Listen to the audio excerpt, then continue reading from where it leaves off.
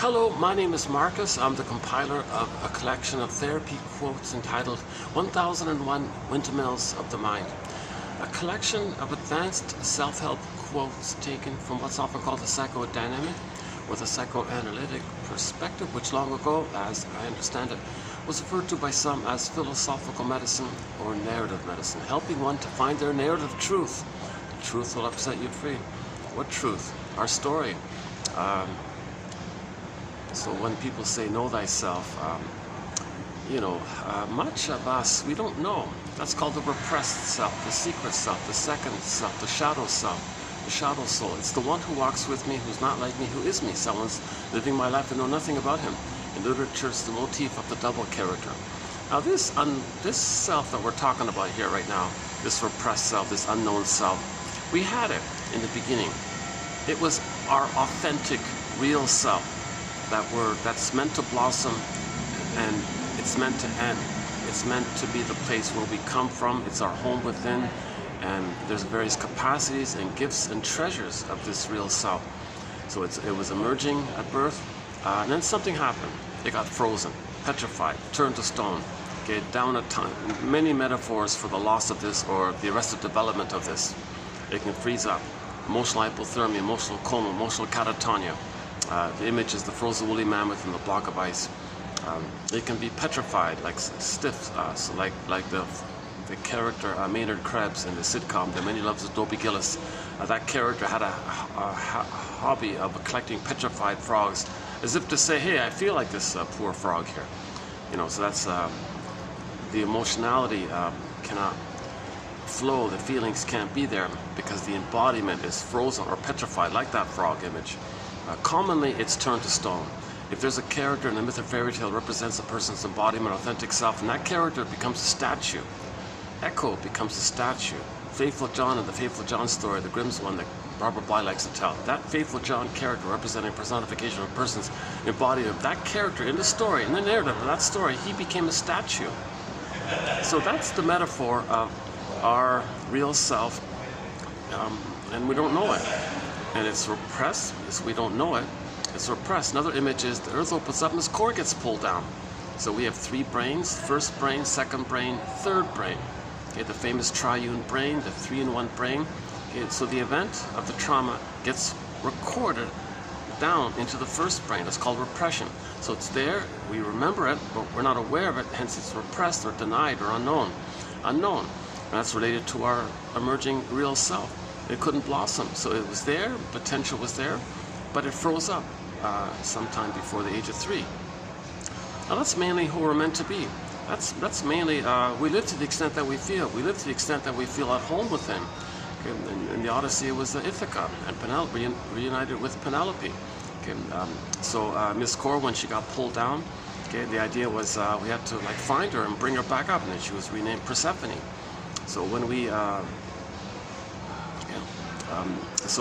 commonly people will say, gee, with the loss of my real self, or one fairy tale is entitled, go I know not whither and bring back I know not what.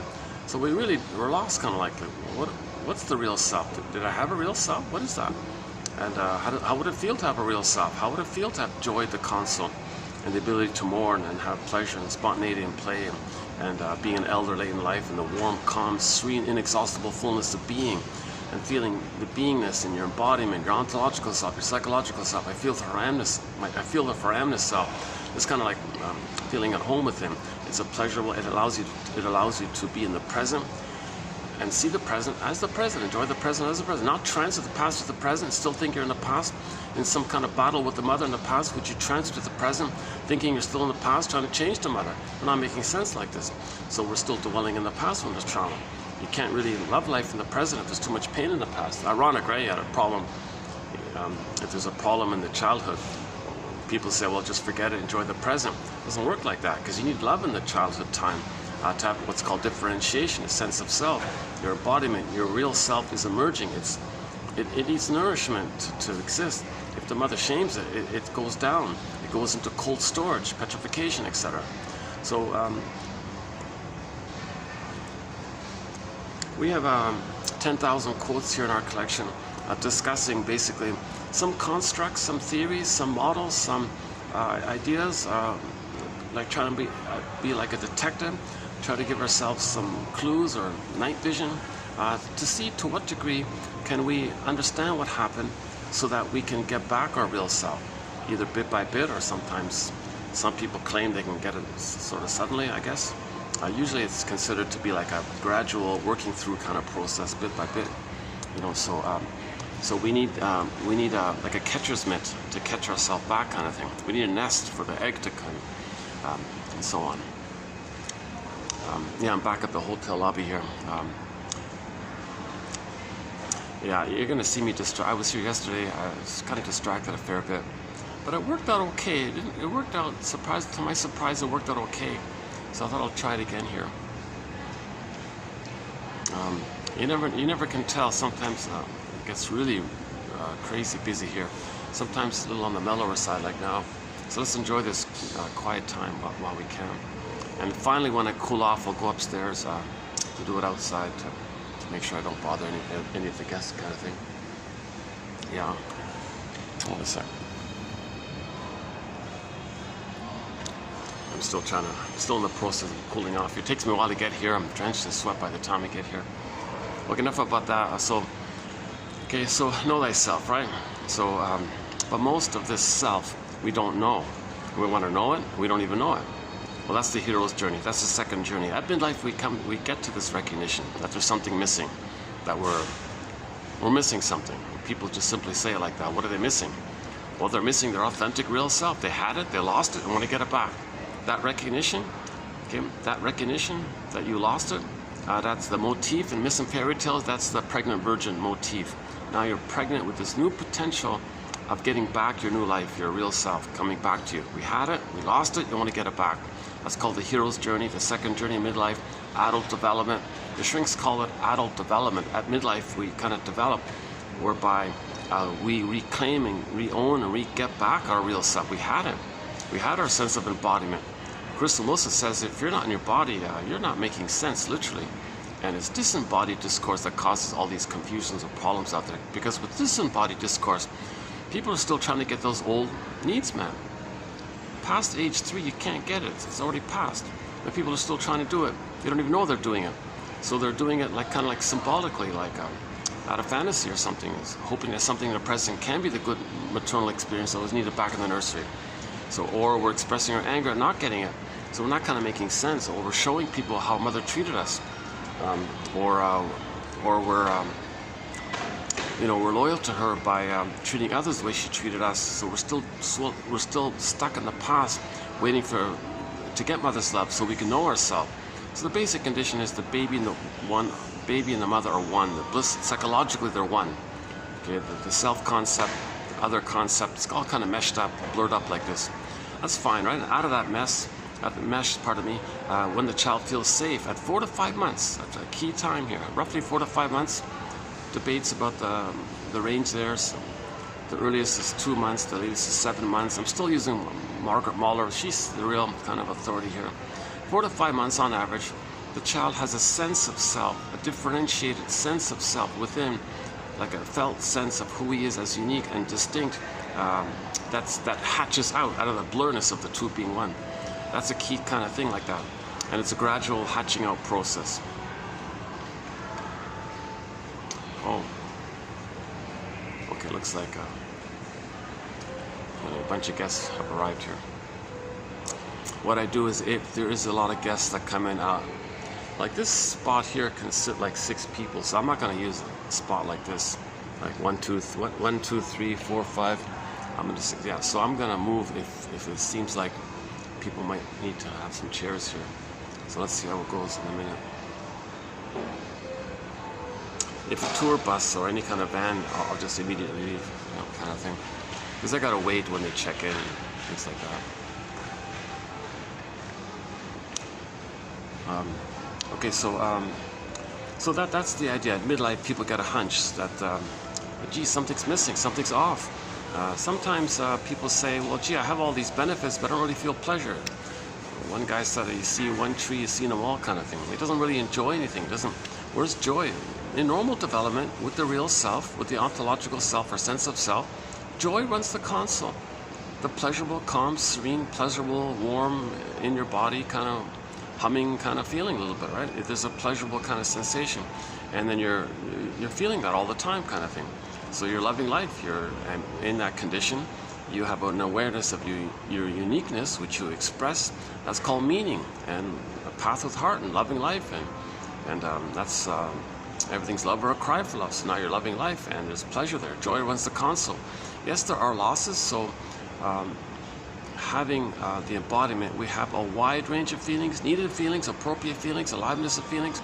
So there are losses in life, so joy can step aside, let sadness run the console, admit the loss, joy and sadness can swap seats, and joy can come back on the console. And there's a variety of feelings, like if there's a mistake, you feel badly, you make amends, you feel better. Rupture, repair, things get better. And it's the more human side of being human, it's the more realistic human side of being human, that we're all kind of like one big wounded family kind of thing. So there's like a three-dimensionality and a realistic perception that we're all kind of fallible and imperfect and all this. And see, we're all members of Homo Traumicus. See, so that's a separate topic here, but if one were to check out TQ 2725 Part 3 of 3, there's a thing called the 48 Symptoms of Homo Traumicus. Okay, it's short for Homo sapien Traumicus. I just, out of laziness, I'm just calling it Homo Trauma. Some people call Homo economicus, or Homo short-sellicus, or Homo secret-psychoticus, Homo neuroticus. I don't know what exactly the right phrase is, but we became a traumatized version of ourselves roughly 10,000 years ago. So now, and that was while we were in different places that took place. So in our traumatized state, oh boy, jeepers. See, then that our first brain is flooded with a lot of memories and existential conclusions. If the baby's traumatized in that first brain, that's a survival brain, right? The first brain, second brain, third brain. The third brain's the human brain. We're mainly like kind of like the mammal brain, the middle one, and the first one is like the brain, the spine, the brainstem, physiological area. If there's memories there, so the person's going to go through life with this constant survival anxiety. And they're always going to see things in terms of just feeling like they're distorting reality, right? They're distorting reality. Because when there's trauma, you don't see reality. You only see this conflict with the mother in the past, and you transfer that to the present and relive and struggle it out with the mother again and again and again, with people standing in for her, or others play you and you play her, and you shame yourself because you're loyal to mother who shamed you, so you only be loyal to her, so she shamed you, so you shame yourself, but find proxies to play you and shame the proxy. Being loyal to the mother shamed you, so you shame yourself, but too painful, so you find a proxy to play you. Look, mother, we're one. You shame me, I shame myself. That proxy over there, that's me, so I'm gonna shame me over there. And we're doing this convoluted stuff here, and we're not making sense. Back to Kristen Wilson, if you're not in your body, you're not making sense, literally. And it's disembodied discourse that's causing all these neurotic kind of things. Okay, we're not loving life in the present. We're not expressing our uniqueness because we're not aware of it. We're too stuck in survival mode. The child needs to be loved to know his uniqueness, which he expresses and loves life. That's the issue. Everything's love or a cry for love. So in the Homo Traumicus mode, we're mostly in the cry for love mode, and we're searching for symbolic mother, symbolic acting out, and so on.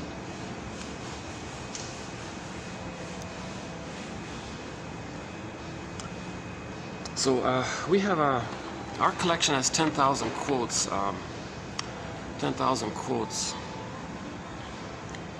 to help weave this basket, weave a nest. Okay, I'm basing it on a poet. One famous poet said, psychoanalysis looks for an egg in a basket that's missing.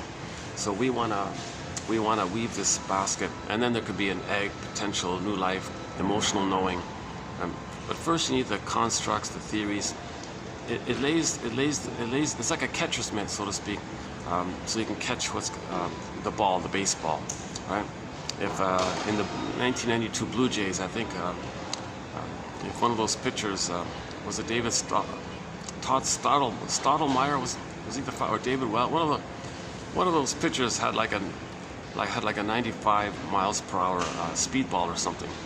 Imagine Pat Borders, the catcher there, trying to catch it with no glove. So he couldn't do it, right? So we need a glove. First weave the glove so we can catch the ball.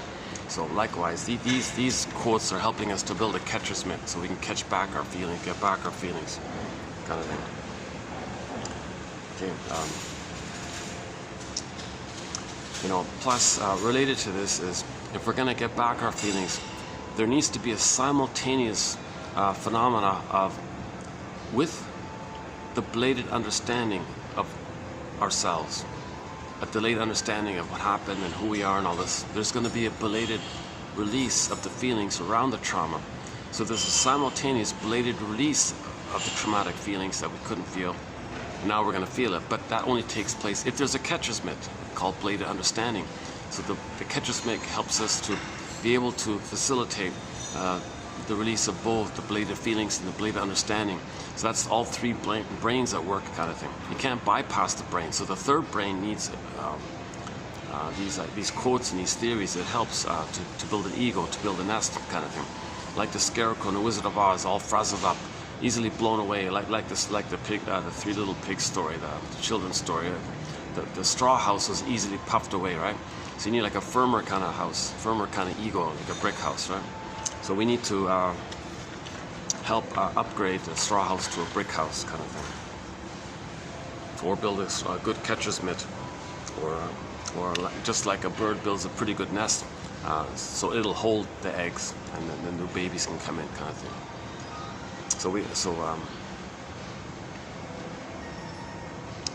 So we're kind of looking. So we're looking for what they call catharsis, but that only takes place with an understanding of it all. If you don't have the understanding, it's a failed catharsis. It's a flaw. It's incomplete or failed, or sometimes there are cases when you know, it can kind of like hurt a person in a way, because you're not ready to know too much. So you need the knowledge so you can accept the truth. The truth will upset you free, but you need that kind of I don't know. You need more. I think personally, I think one way to go is to well, I've been saying in previous videos, the best introduction to psychoanalysis is the comic. There's a comic called Psychoanalysis. In 1955, they put out a comic series called Psychoanalysis, and every 3 months they put out a new issue. Okay, the comic ran for 1 year, so there were 4 issues put out, and all in, the complete run covered 12 therapy sessions between the shrink and some client. And that's still, to this day, in my humble opinion, the best introduction to psychoanalysis. Okay, that fancy jargon just means know yourself. Just make inferences. And, you know, like when you observe yourself, you're meant to make an inference, because that's a communication from you to you about what happened in the past. What you're doing in the present is a kind of a staging thing to tell you, to let you know what happened in the past. That's called making an inference. So this comic Psychoanalysis, it got digitized 4 years ago. 4 years ago it got digitized. I consider that a huge help and a huge boost that somebody was able to save this comic. A hard to find kind of comic, a rare, very rare kind of comic. Very valuable. It wasn't frivolous. It's not some frivolous nonsense, scary stuff or something. It's not nothing like that. It was part of the mental hygiene movement of the 50s. In the 50s, there was a big effort to educate people about. There was a huge know thyself kind of effort. All these films were done. It was called the mental hygiene movement. And I listed the top 20 films from that film in an earlier. About 3 years ago, I posted a list of what I believe to be the top 20 of those films from the mental hygiene movement. Brotherhood of Man, and Duration of Life, and so on.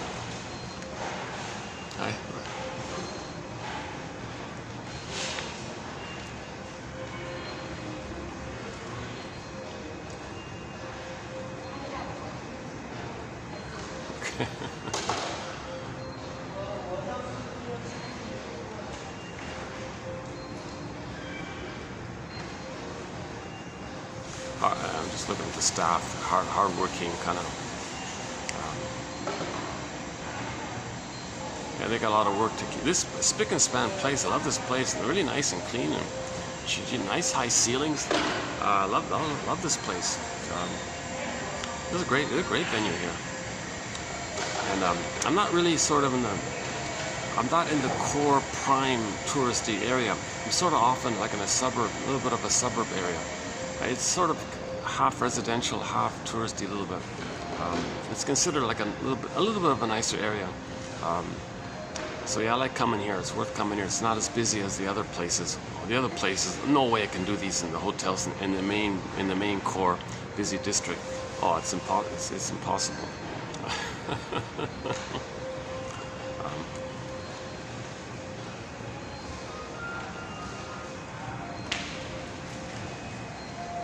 Yeah. One second.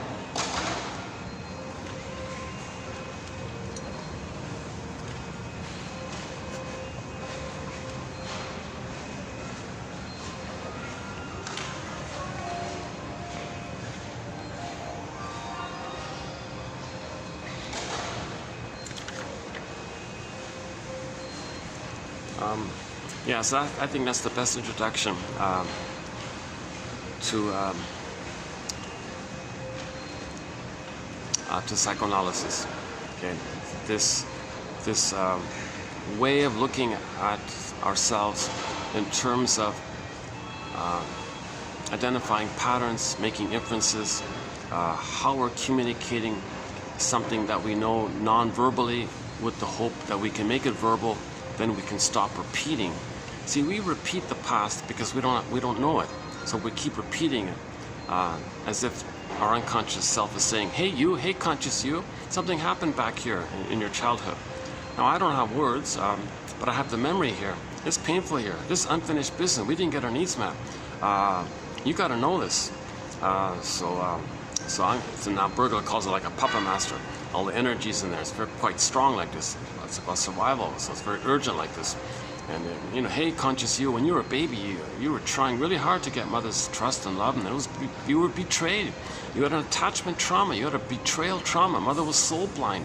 Mother, oh cunning tale. Maybe she shamed you because she was trying to say that she was shamed, or maybe she thought she could use you to take care of her because she felt entitled, or maybe she thought she actually saw you as her critical mother and was fighting with you, thinking you were her mother.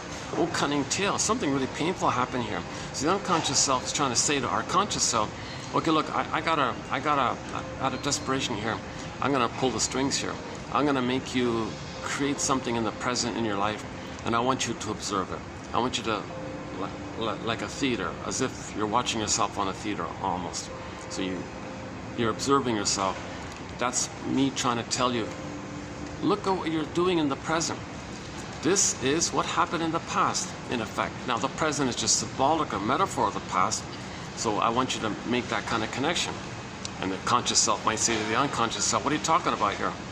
Well, for example, if you're treating people negatively, that's me trying to tell you that your mother treated you negatively. Really? Anything else? Well, if you find yourself in kind of self-defeating mode all the time and people rejecting you all the time or something like that, well, that's me trying to tell you that I got you to recreate that so you can know that you were rejected and unloved by your mother. Holy, whoa. Okay, so that's something to that effect, right? So we look for what's called an interpretation. Okay, an interpretation is a sort of one help. So we have a pattern in life. When did it begin? And to see yourself engaged in a live here and now example. And you make that kind of link. The general pattern when it began, and then to catch yourself in a specific live here and now example of it, engaged in it with somebody in the present. And that's why you're doing this. You have this problem, learned it back then, that's why you're doing this. Okay, whoa, you know, kind of thing. Now, to get this kind of construction, to get this kind of story like that, the shrinks talk about free association. Something reminds you of something. Go on, what does it remind you of? That reminds you of this. And feelings come up and ideas come up, kind of thing. Just simple free association. And then you'll get a dream at night if you do that. Then you might get a dream.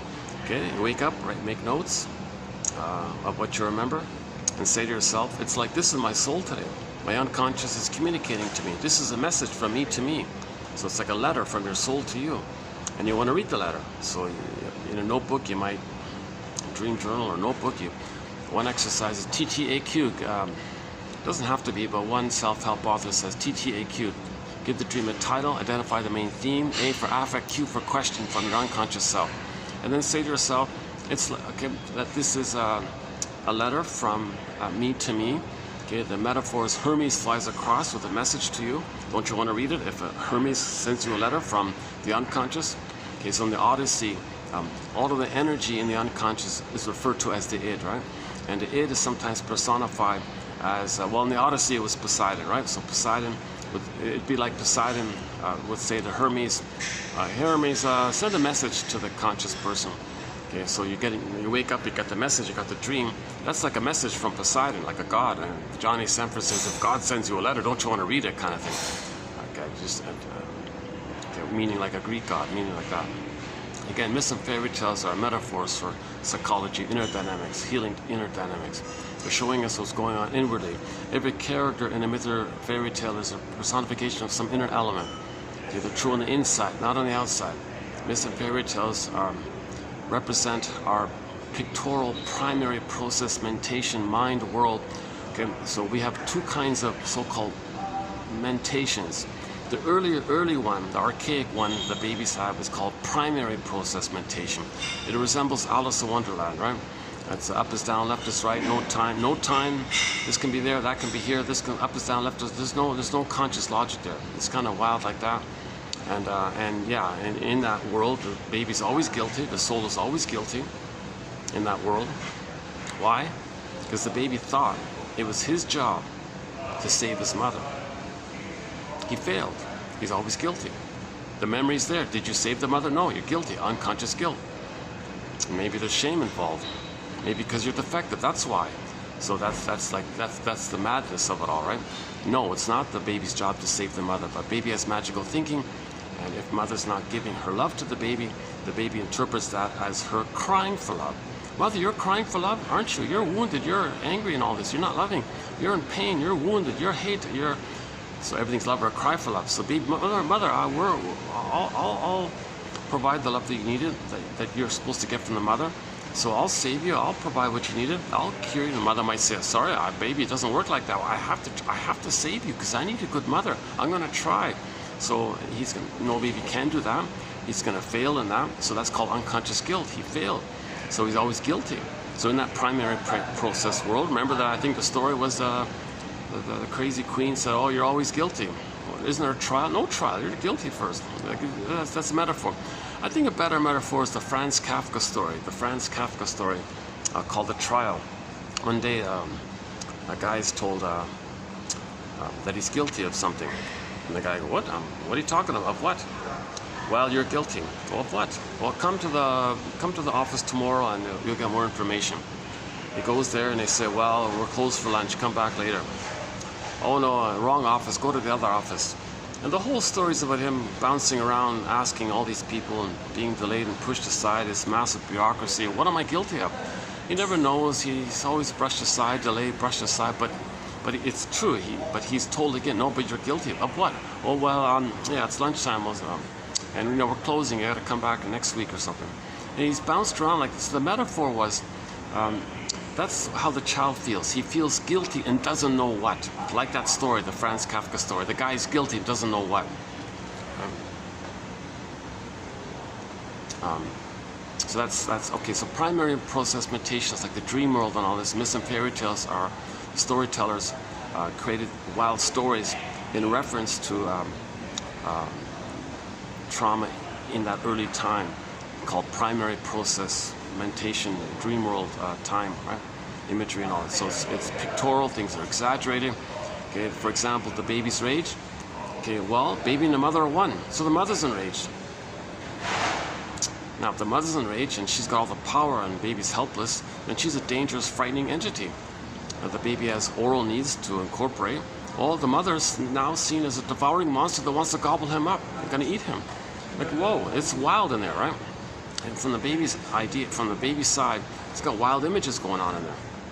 Hold on a sec.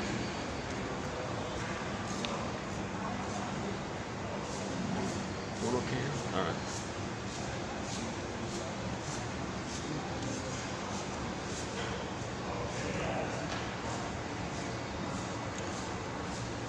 Yeah, I'm still cooling off here. Jeez, yeah. Okay. So, it's funny, it takes me such a long time to cool off.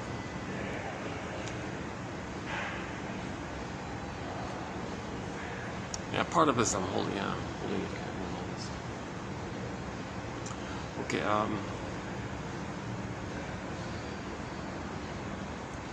primary process mentation, and now with trauma, the child doesn't develop what's supposed to occur, which is the ability to have secondary mentation, so-called mentalization skills, self-reflecting skills, a conscious ego that sees reality in the present and not bogged down with primary process thinking. Now, primary process thinking, we got these so-called archaic defense mechanisms from that world, like splitting, projective identification, identification with the aggressor, reaction formation, the issue of symbiosis, negative magic gesture, the flip, double think, flip-flopping, trance logic, okay, and all the chaos, not chaos, but all of this tactics related to the person thinking that they're always in survival mode, that when the baby's traumatized, he thinks he's not going to make it. He thinks he's going to be a goner. So he's not gonna relax and love life in the present if he has that kind of primal anxiety, persecutory anxiety they call it or something. So he's always stuck in that mode, and it's unfinished business, and he's gonna transfer that with the mother. I mean, he's gonna transfer that struggle with the mother, that's called unfinished business, and just distort the present because he only sees the past. He doesn't see the present because he's got so much emotions about the past. He can't enjoy the present because he's. So what happens is one quote was the perceptual apparatus, he said, diminishes the more trauma there is, and you only see, and with that you only see a projection of your need. So the projection was safety. The projection was the good breast experience. Okay, positive maternal experience, soothing, holding maternal environment. Okay, mother's reverie, mother's attunement, mother's kindness, mother's sweetness, mother's warmth, mother's fun, safe play kind of thing, reassuring, rhythm of safety, etc. What's called a secure attachment style. That's what was needed. That's all they see. They can't see people for who they are in the present because all they see is that unmet need. So people in the present, either it works two ways. Either people in the present will be seen as a proxy to represent their childness when they were crying. Okay. Just see that. Just see that they're vulnerable, weak, and all that. Just make it up that they're children, little crying, and you say no to them, the way your mother said no to you. Okay. Or the more benign version is, well, you just maintain your original setup. It's called direct, and just see others as the rejecting mother and recreate it. Okay, this topic about identification with the aggressor, I spent a fair bit of time on it in recent videos. I think the last video, yesterday was I did an abbreviated version of it, and I would say check out the past 3-4 videos. Somewhere in there, I think I spent like a whole hour. I forgot which one, but there's a whole good, strong 1 hour specifically on this topic called identification with the aggressor, where the child becomes the mother who shames him. Okay, but it's too painful to keep living that and feeling it, so he finds proxies for his child's self and shames himself, who he sees in the proxy character, and shames the proxy, believing he's true to being loyal to the mother. Look, mother, see the proxy there? That's me. Watch this, mother. You shame me, I'm you. Well, since I'm over there, I'm going to shame them. We're loyal. We're one, like this, right? So the source, so the basic point about identification with the aggressor is the baby must attach to the mother. No baby would make it on their own with no mother. They would rather compromise and be one with the shaming mother than have no mother. They wouldn't make it with no mother. No baby would make it without a mother. So how does he cope with this if the mother's hurting him? Baby turns to mother for safety, but she's hurting him? What is he going to do there? Okay, well, he'll give himself up. Proxies can play him. He'll play the shaming mother and goes through life shaming others being the proxy for his child's side. And now he's imitating her, mimicking her. And he developed her mind, basically. So he never knows himself because he's always shaming himself. He finds proxies to play him and shame the proxy. That's him. So he's just reliving in a timeless loop. So back to primary process mentation. The key thing in there's no time There's no time. That brain, that survival brain, that brainstem, that amygdala and all this, there's no time. There's no time in there. It's powerful. All energy is in that part of the brain that doesn't know time. You see? So all time is that time. So it gets us, so we don't see the present too much. We're still in that timelessness of no time. Now the pain makes us cry for love. Okay. Now the reality was, there is time, but the pain says, well, get mother's love, but you didn't. But the compulsion is, well, get mother's love, but you didn't get it. So you're stuck in this kind of loop, and all time is that past time. So this cry for love is going on their whole lives basically, and we need consciousness. You gotta look in the mirror, make the inference, or get the story. Okay, when we stop repeating. One of my favorite quotes, sort of in this area, is that lady who was about to have a baby. She said, "Hold the phone here." Went to the shrink guy, and he said to her, "Oh yes, you're letting me know what kind of childhood you had." She said, "What's the lighting here?" So I don't want to bother them. Oh, the lighting's a bit better here, isn't it? Oh, yeah, I had this problem. Lots of people are going to walk behind me, right? Wow. If I catch it, I can turn it. Now, it's not going to work. People are always passing by it. Let's just try it for a bit, yeah. So this, the lady said, "Hold the phone," before she decided to have a baby. Went to the shrink guy. The shrink guy said, "Oh yes, you're letting me know what kind of childhood you had." "What do you mean exactly?" "You're letting me know what kind of mother you had and how it felt being with her." "Go on." "You're putting me in the role of you, and you're playing her, and I feel a kind of tug and a pressure or a pull to feel what maybe you felt with her." She got it, and she wept because she felt safe with the guy, and he didn't shame her and all this. So she got the story, then had a baby, and didn't need to repeat it. Didn't need to repeat it. So she got the story with the help, then didn't need to repeat it. Once you get the story, you don't repeat. You don't know your story, you're going to keep on repeating until you get the story. That's what psychoanalysis is about. It's narrative medicine to help you find your story. The jargon is construction or reconstruction, piecing it together kind of thing. It's like Rumpelstiltskin. You gotta find the right words and all this. That's the craft and the skill of these shrinks. It's half science, half art kind of thing. It's the poetic, the art side, and the analytics, I'm not a shrink, so by the way, unfortunately, I wish I were, I haven't been analyzed myself. If I had the funds, I'd be on the next flight, I'd be on the next flight and do a full analysis. Get my full story. So I'm the compiler of the quotes, and I'm sharing it to learn it myself as well. So my give back for my anxious delivery. So yes, I have anxiety. Obviously, you can see with my ums and ahs and stops and starts and self-corrections and meanderings and sweating too much. And I have anxiety, obviously, looking around all the time. And I'm not speaking in a kind of calm, resonant way, right? Like I'm kind of speaking. I feel like maybe my tone is like there is a kind of childlike, "Oh, please listen to me," a little slightly higher pitched, please, pleading kind of voice. I'm still, I feel like, I'm also, I see myself as also looking for my story so I can get back more fully my authentic self kind of thing, The first thing is you got to realize, the first, Janoff in a recent quote was saying, you got to realize that there's this unconscious hope for the fulfillment of all unfulfilled needs. Oh, geez, that's some kind of gang there. Don't want them in the camera.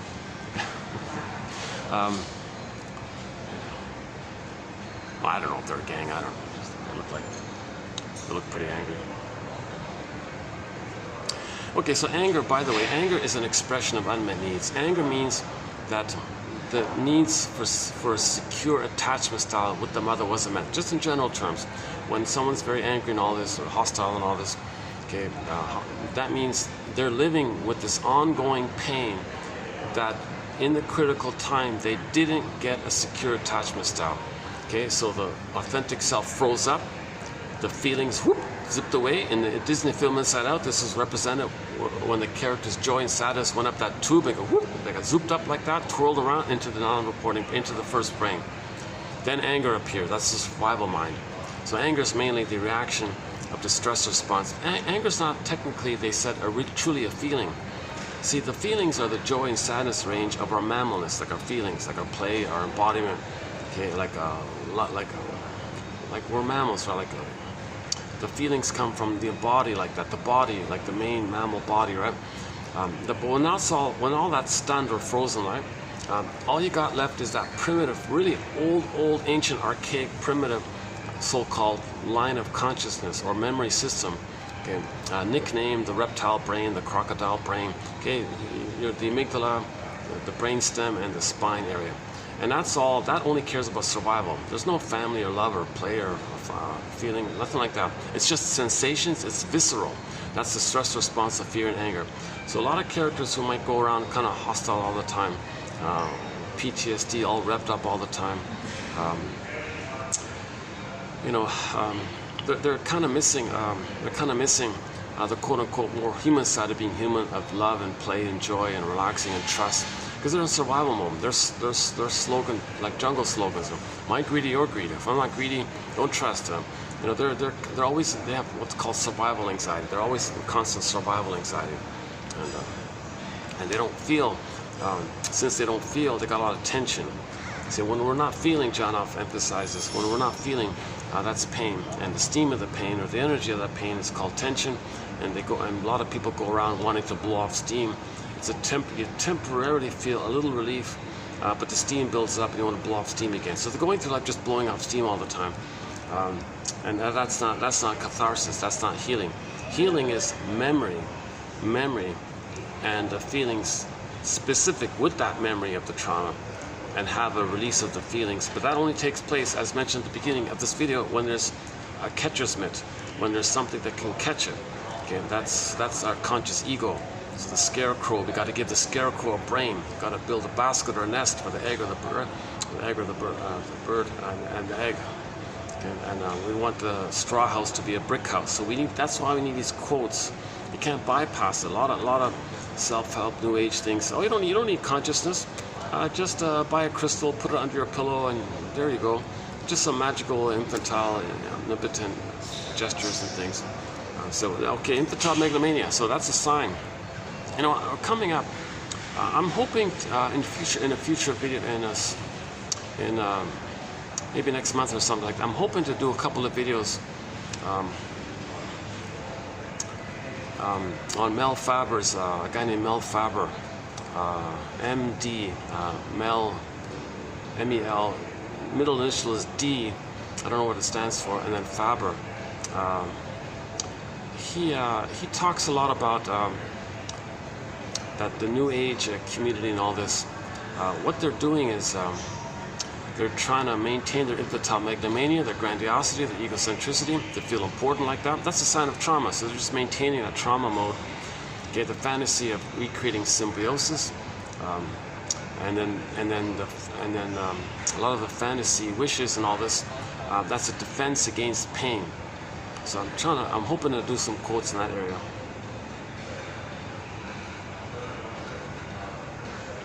I got off topic there. Okay, so just quickly, the Disney film Inside Out, 2015 film called Inside Out by the Disney company. When joy and sadness got zooped away,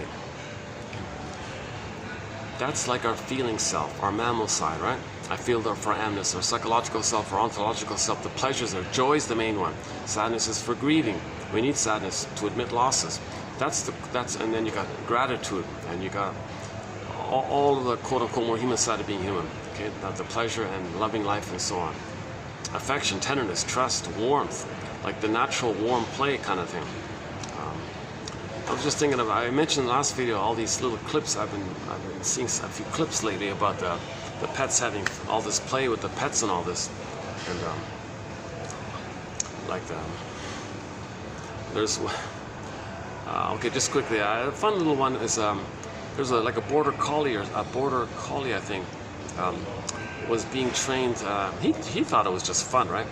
I don't think he knew it was some kind of competition or something, but he was being trained to run through an obstacle course, like a real gymnastic. The dog looked like he was a gymnast or something. He had to leap and flip and do zigzags and under the tunnel, hop and do hurdles and twirl around and do more zigzags and do leaps and more leaps. And he had to do all these kind of wild things. And he was having fun. He was wagging his tail. He was laughing. He looked very excited. He was clearly having fun. He loved doing it.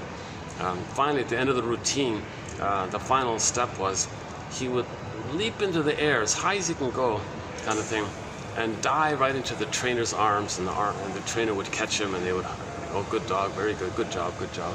It was a lot of fun kind of thing.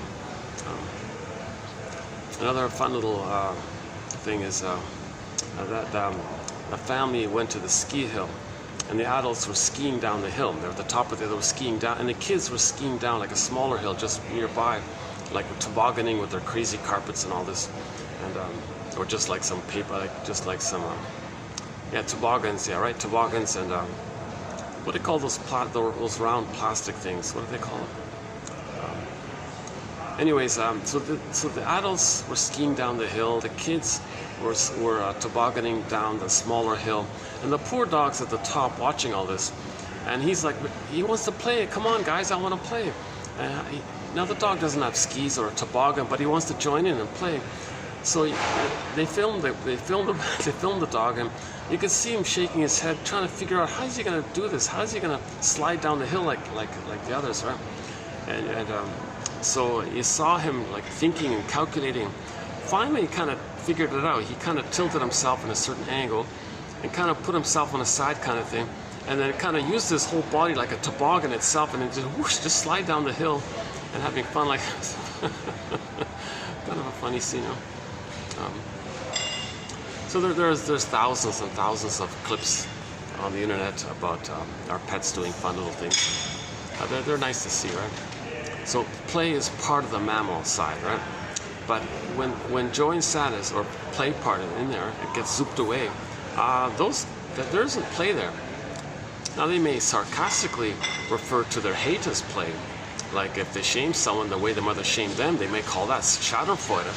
That's sadistic play. That's not play. That's not warm, normal human play. They're coming from what's called like a pathological play. So Schadenfreude means your mother shamed you, you her, you shame others, you feel one with the mother, you feel superior because you're the mother, and you're not the victim anymore. The proxy plays you as the victim. You see, so that's not play. That's sick. That's kind of ill, right? Hold on a second. I gotta wait till this group passes by here in front of me. Oh, this spot's holding out okay, right? This angle here. Let's see. Yeah, this is holding out okay. I think yesterday I was doing it this way. No? Yesterday I was doing it. Okay, let's just stay here. It depends on the clouds and the lighting. Yeah, okay. Oh, hi. Oh, that's the. She's actually one of the managers here. Very friendly. Very friendly. She just kind of like gave me a little wave there. She kind of surprised me. That's nice. Yeah, she's a bit of a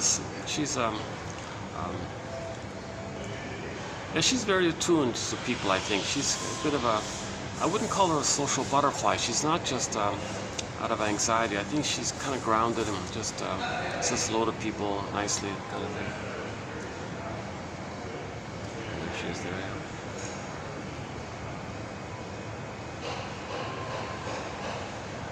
Okay.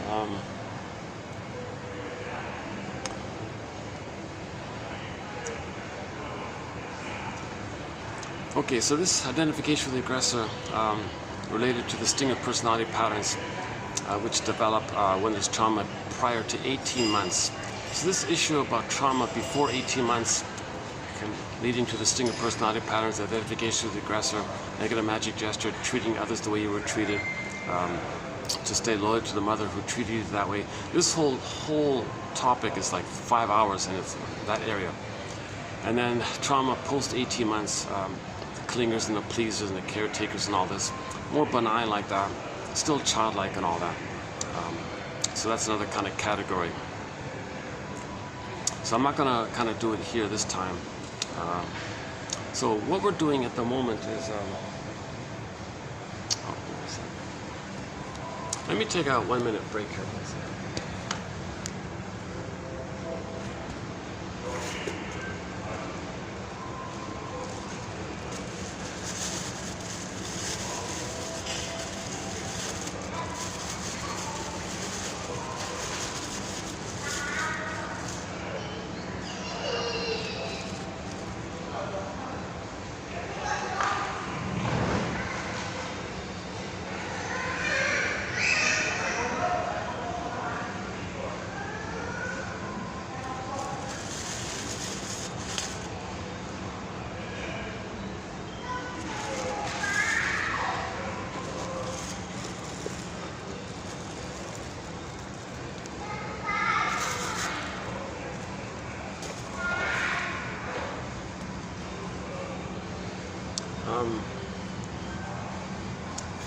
So this is TQ2789. I did a preview of these quotes in the last video. If you want a preview, we discussed these quotes in the last video, so I'll kind of quote unquote officially do it here now, kind of thing. So 2789, and then tomorrow will be 2790, and then I'm gonna sort of pause it there for a bit. In terms of the topic that we're currently discussing. So the topic that we're currently discussing is how BPD, so I'm just calling it like a pattern, or some people call it the BPD psychology or the BPD mindset, or BPD being a kind of PTSD. Okay, so I came across recently a self-help book. We don't really do too many self-help books, but I kind of accidentally found one, and it started off pretty good. Most of it kind of lost me, so I'm just gonna finish up with the self-help book here today and tomorrow, and that'll be the end of it. So the past couple of videos, this one and tomorrow, are mainly based on the work of Christine Lawson, the author of a book called Understanding Borderline Mothers. Okay. So that title, we might as well think of it as understanding those mothers who were traumatized themselves and developed what we may temporarily call the BPD psychology. So the BPD psychology, part of it is that, first of all, there is survival anxiety, lots of survival anxiety. Now, part of the survival anxiety is splitting and projective identification. Okay. So just quickly, the splitting refers to the idea that the baby has a blissful oneness with his mother in the uterus, assuming there's no trauma there. Okay. And when he comes out, okay, hopefully there's no birth trauma that would prevent a continuation of the blissfulness. But what the baby needs is a continuation of the blissful oneness for the first 4 to 5 months. So the baby needs an extended paradise. So this is a very important key area discussed recently as well. So the baby needs bliss for the first 4 to 5 months. He needs skin-to-skin contact, natural breastfeeding, mother's loving gaze. And if that's there for 4 to 5 months, then the mother-infant dual unity, or the blissful oneness, can continue. That's got to be right. That's got to be a blissful oneness. If something goes wrong there, the child can't handle ambivalence. He's immediately in hell. That's the funny thing about this. The child can't go, gee, what's going on? I can tolerate this. No, he can't. The baby needs like paradise for the first 4 to 5 months. So one quote said that breastfeeding is a matter of heaven and hell for the baby. If she's doing it right, fine. He's in heaven. His heaven continues. His Shambhala, his Shangri-La, his Nirvana, his Avalon, his paradise continues. Unico Mystica, the one with the big mystery. It continues. He's a happy camper, right? If there's something wrong there, if the mother misattuned or does some little, scheduling, force feeding, making the baby cry at night.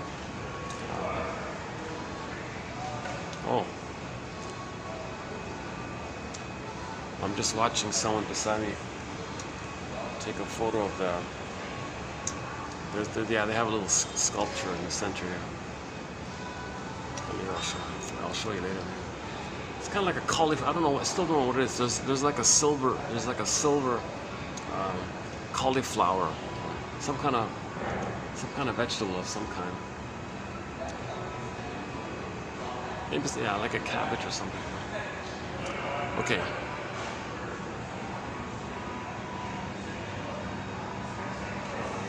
We're doing okay here. Yeah. Okay. If the mother's misattuned or something, and uses rubber nipple, for example, baby's angry by this, and then mother shames him. Well, fine.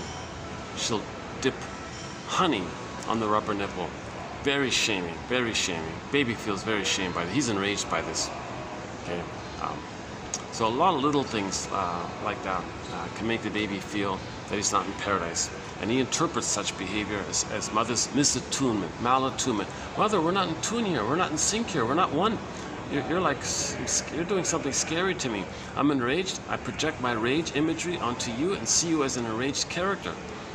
Now, okay, he feels shame.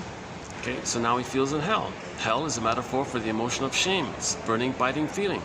His emerging self can't develop, so earth opens up. His core gets pulled down into the underworld. The underworld, okay, the hell scene, the fiery and all this, that's a metaphor for the emotion of shame. Shame is this burning, biting feeling kind of thing. So if the mother puts honey on the rubber nipple or something, okay, he loses his authentic self, feels shame, that's the hell imagery. Now, and he sees the mother as a monster, or the guy with the horns, or a devouring witch or something, or a devouring wolf or something. The Odyssey was a Cyclops, Whitebeard King Valamount, the Boar Queen, some kind of monster kind of character. It's not real. It's just, it's called primary process mentation. The baby thinks in pictures. It's pre-verbal. Things are wildly exaggerated. Alice in Wonderland. Huh? Now the baby has an image of his mother as a monster. Okay, now he feels in hell already. So, okay, how's he going to cope here? If he thinks his mother is a monster that's going to eat him, and he's in hell, he can't relax, he can't feel safe to take in even the powder stuff that's being offered, or the sugared stuff, or the powder stuff, whatever, to survive. He can't handle this. So, splitting. It's as if there's two now. Mother's one person, but he doesn't have the safety to know that. All he's got is that his mother is now a monster, which he denies, compartmentalizes, separates, kind of thing, puts into a separate psychic bin or something, and then out of that, and then from there, he's got to make it up. He's got to somehow make it up, and it's some kind of delusion, some kind of psychosis or something. He's got to hallucinate that he's safe with the goddess. So he makes up some kind of ideal breast, a good mother breast. He makes it up. It's made up. Like the guy in the desert, in the scorching heat, and trying to survive, but then hallucinates an oasis. So he's just trying to survive, right? The baby's doing the same thing. He's going to hallucinate a goddess. Now he keeps doing that. It kind of gets burned in like that. So that's how that's the trick of the mind, a mechanism of the mind, defense mechanism. It's called defense mechanisms because he's protecting himself. He's in defensive mode from this abusive mother. This mother's shaming him. Many mothers are talionic to their babies. Many mothers see their own shaming mother onto the baby and treat their baby as if that baby were her mother back when that mother was in the nursery, and how enraged she was at her mother. And she continues her battle with her mother, using the child as a proxy for her mother. So this mother is enraged and wants to get back at her mother to control her mother. So she'll do these subtle little things. Okay, it's called a talionic feeling or talionic impulse or something. She's actually hurting the baby, thinking she's fighting with the mother. Doesn't know it. Psychosis, right? It's unconscious. She looks reasonable. She might make some excuses. Father says, father's in the background. Mother knows best, mother knows best. So, well, what's she doing? Okay, her talionic feeling is gone covert. When the mother and the baby are alone, many times you see her as a witch. The baby sees her mother as a dangerous, vindictive witch. When the two are alone, see, no cameras, the father not around, no one's around, right? There's like a trust like this. But when the two of them alone, many times, many of these mothers feel all of their anger towards their mother. They're going to take on the baby because they're going to see the baby as a proxy of the mother. Why? Because all the mother sees is her need to get her mother to be a loving mother. So she doesn't. So she's so blind to the baby. She doesn't see the baby for who they are. Okay. Reality. She doesn't care about the reality. She only sees her past need. So she sees only the projection of her past needs. So she only sees the projection of her shaming mother. Doesn't see the baby as a baby. She actually relates to the baby as if emotionally. Okay? The baby is an emotional reincarnation of her mother, and now she sees the mother, and now is vindictive and fighting back with her mother, wanting to control her mother. So she wants to dominate the baby as if she's dominating the breast. If the baby back then originally could dominate the breast, maybe the fantasies she can feel safe with the breast mother. So she's doing that with the baby as if it's the mother's breast. Oh my God.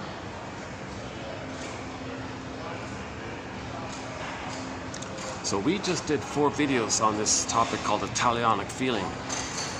So I highly recommend those videos on the talionic feeling. Masterson talks about it, and other people talk about it. Yeah, that's an important topic, the talionic feeling. Masterson says that in the healing journey, this has to be brought up. Now, the talionic feeling is related to what we're talking about, like early on trauma, right? And identification with the aggressor and all this. So that topic was discussed recently.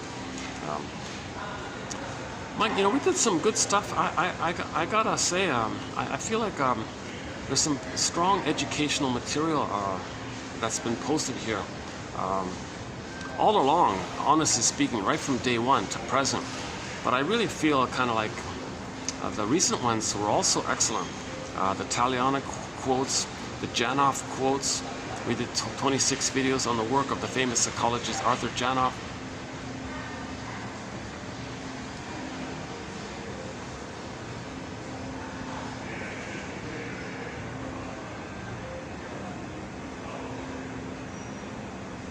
Oh, so I'm just noticing them.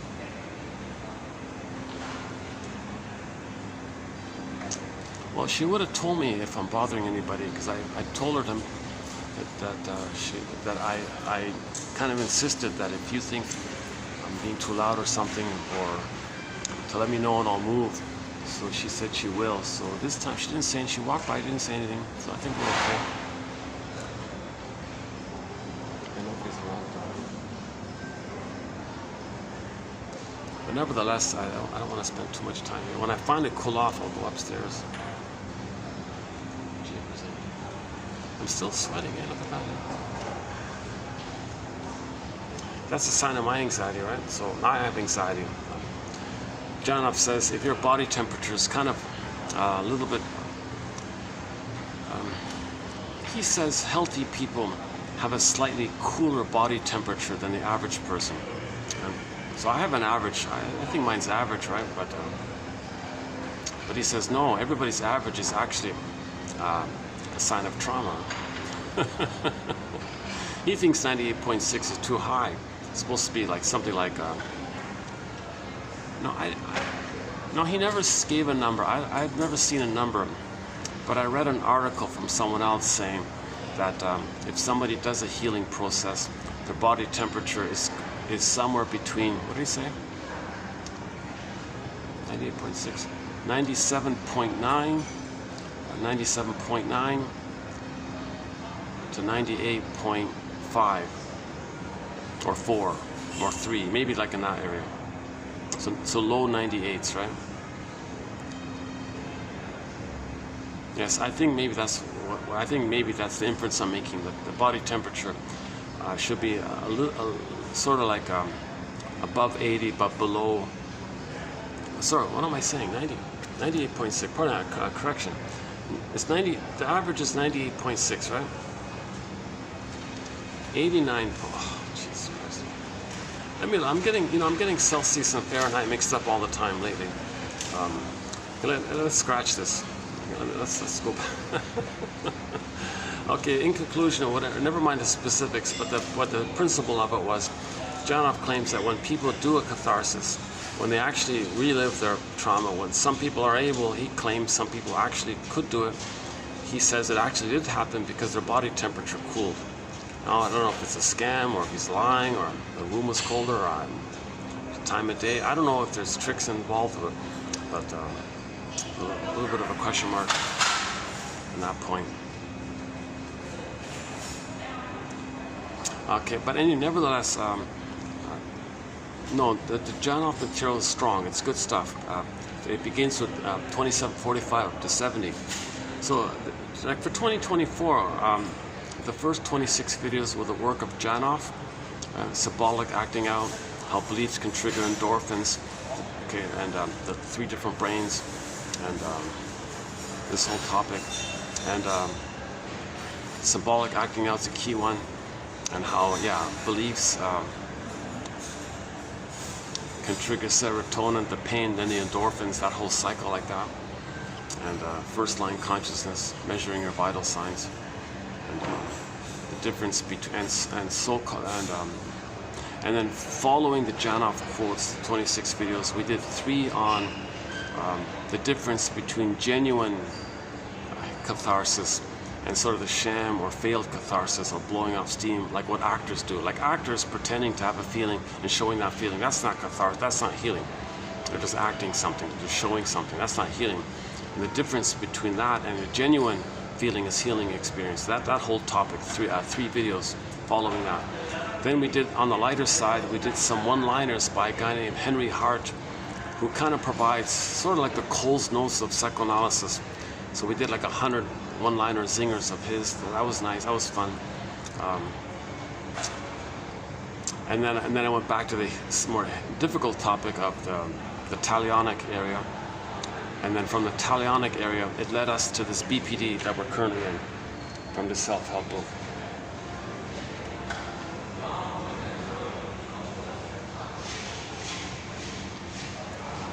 So these 10,000 quotes, some of them are kind of short, like that first one there. A lot of them might be like 3 or 4 sentences long. You know what, I would say this is pretty typical. Yeah, this page looks pretty typical. Yeah, this looks pretty typical like this. So these quotes are very manageable. They're clear. They're very clear. If I get it, you're going to get it. They're clear.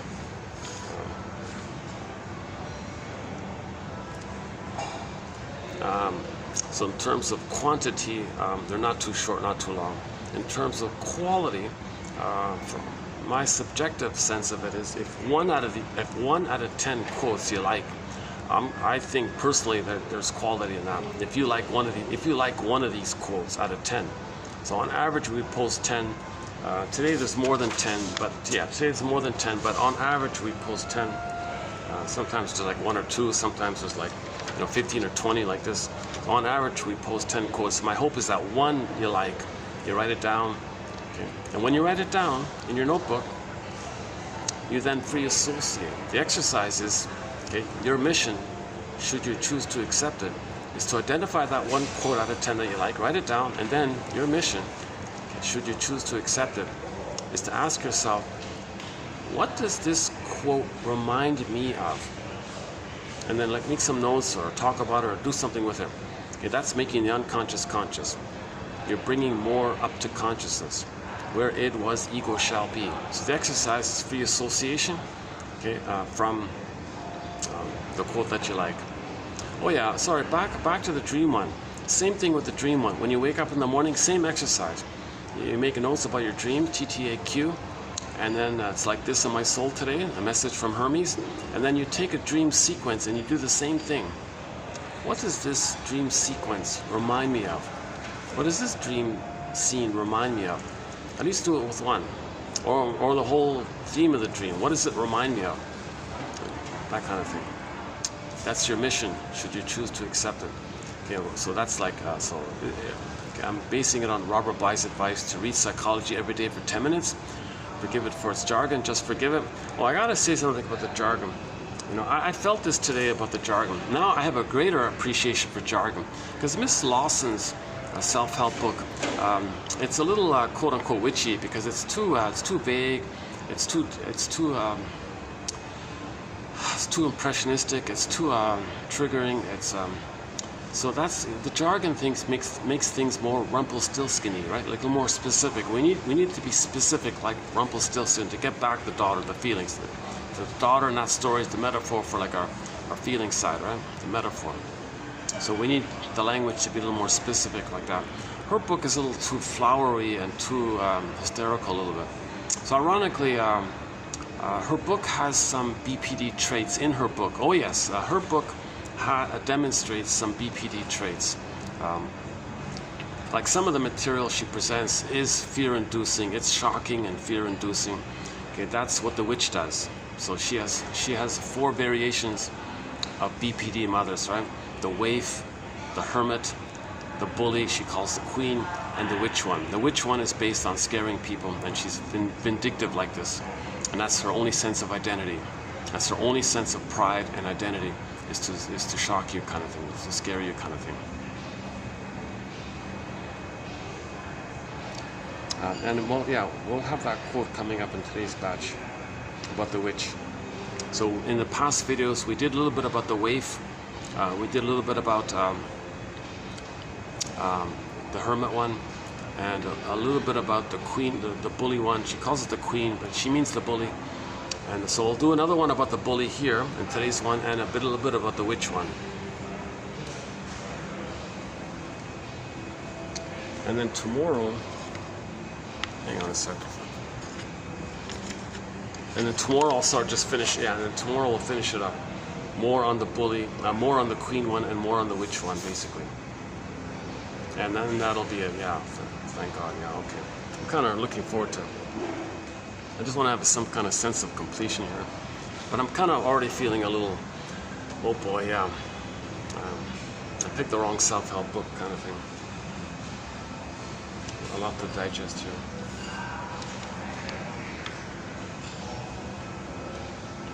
So yeah, maybe the author has the BPD pattern herself, I don't know. It certainly feels like it in the writing. But a wildly popular, successful book, best-selling book, a big hit, a lot of people buy it.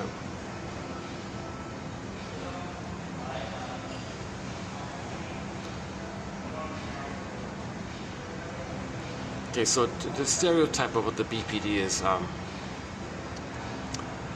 intense emotions, inappropriate, sudden burst of intense emotions, which can flip and switch quickly. Okay. The behavior is destructive for self and others. Very dramatic, very, like a soap opera basically. And they're in survival mode. If their friend said something, they'll pretend they said it. If the person with the BPD pattern said something, they'll act like their friend just said it. They flip it around. It's chaotic like this. They won't be held down to anything. Okay, that's the famous "catch me if you can" kind of thing. Now you see it, now you don't. Catch me, so you can't really get her to stay with a feeling, because the moment you admit a feeling, she flips it. She can't feel anything. Well, I mean, she's afraid to feel, so she's in defensive mode. So the way to get away from your feelings is to blame someone, or I didn't say that, you said it. You just like twist it around or something, or stony silence, or be like bombastic to scare them or something, to distract it. Okay, so there are all sorts of little tricks like this.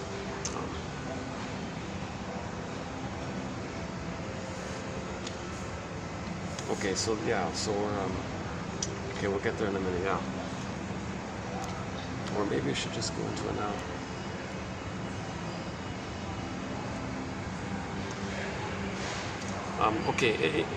So one of the main, on my end, I'm still going with Grotstein's understanding of the BPD pattern, or the BPD psychology, which is that it's a fusion between one of the narcissistic patterns, pick the exhibitionistic one, the voyeur one, turtle one, the clinging vine one. Okay, one of the narcissistic patterns. Okay, so narcissism is just, so we know about narcissism, that's a major topic. Okay, so you take a narcissistic pattern, and you take the bully pattern, and you fuse it. That's the lower functioning BPD. So when she talks about BPD, she's mainly talking about the lower functioning one.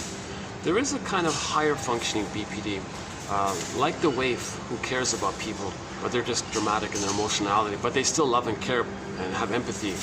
They're still kind of childlike. So there is a kind of a higher functioning BPD, and there's a lower functioning BPD. Her book, Miss Lawson's book, is the lower functioning BPD, with the exception of a little bit about the waif one, where she does both. But the hermit, the queen bully one, and the witch, that's the lower functioning BPD. When she talks about the waif, she kind of bridges it between the two, kind of thing.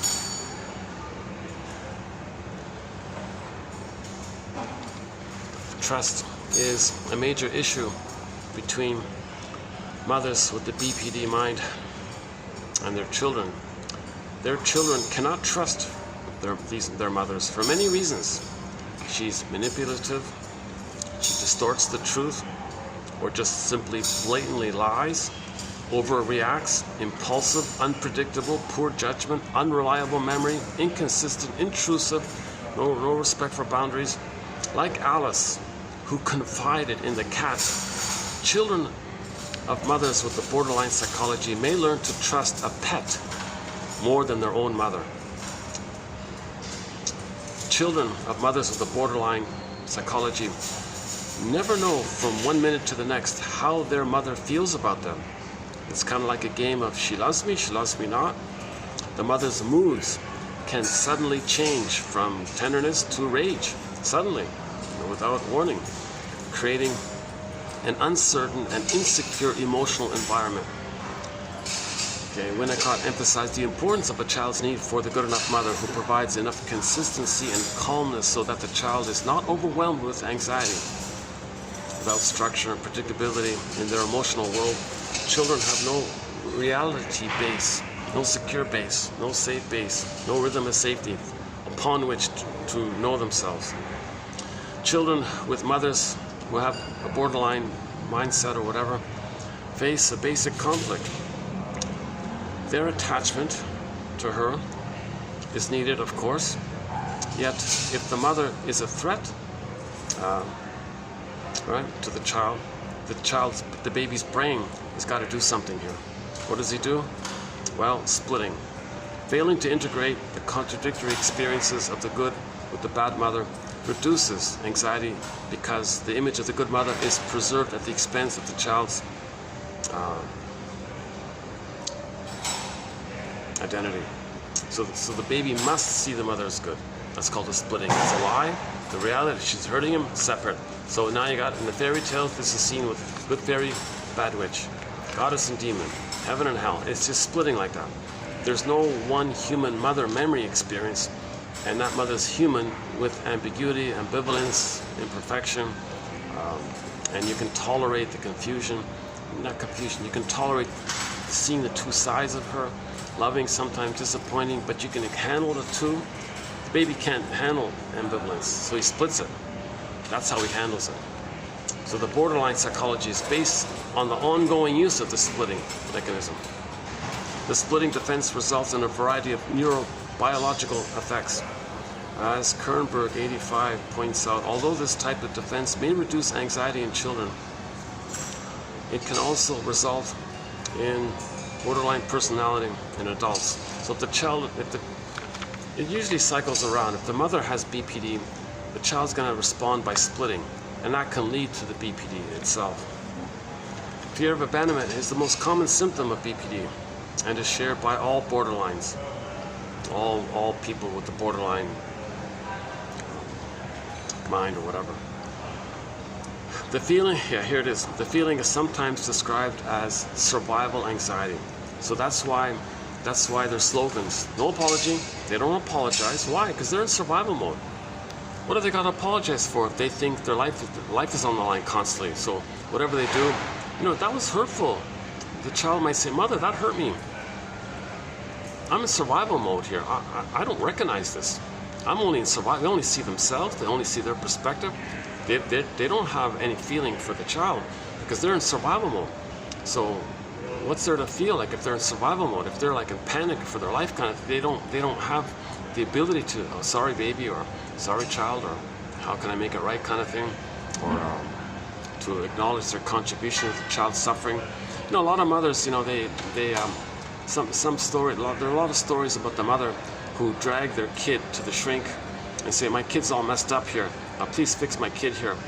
And the shrink would say, "Do you believe that maybe you played any kind of role in your child's problems here?" Oh, you could hear the hysterics. And she would attack him for such a thing. Because she's in survival mode. She can't admit she did something wrong. Right? That's a good another example. So they don't apologize and they don't regret anything. So that's called survival anxiety. Maybe not the perfect term, but it's close.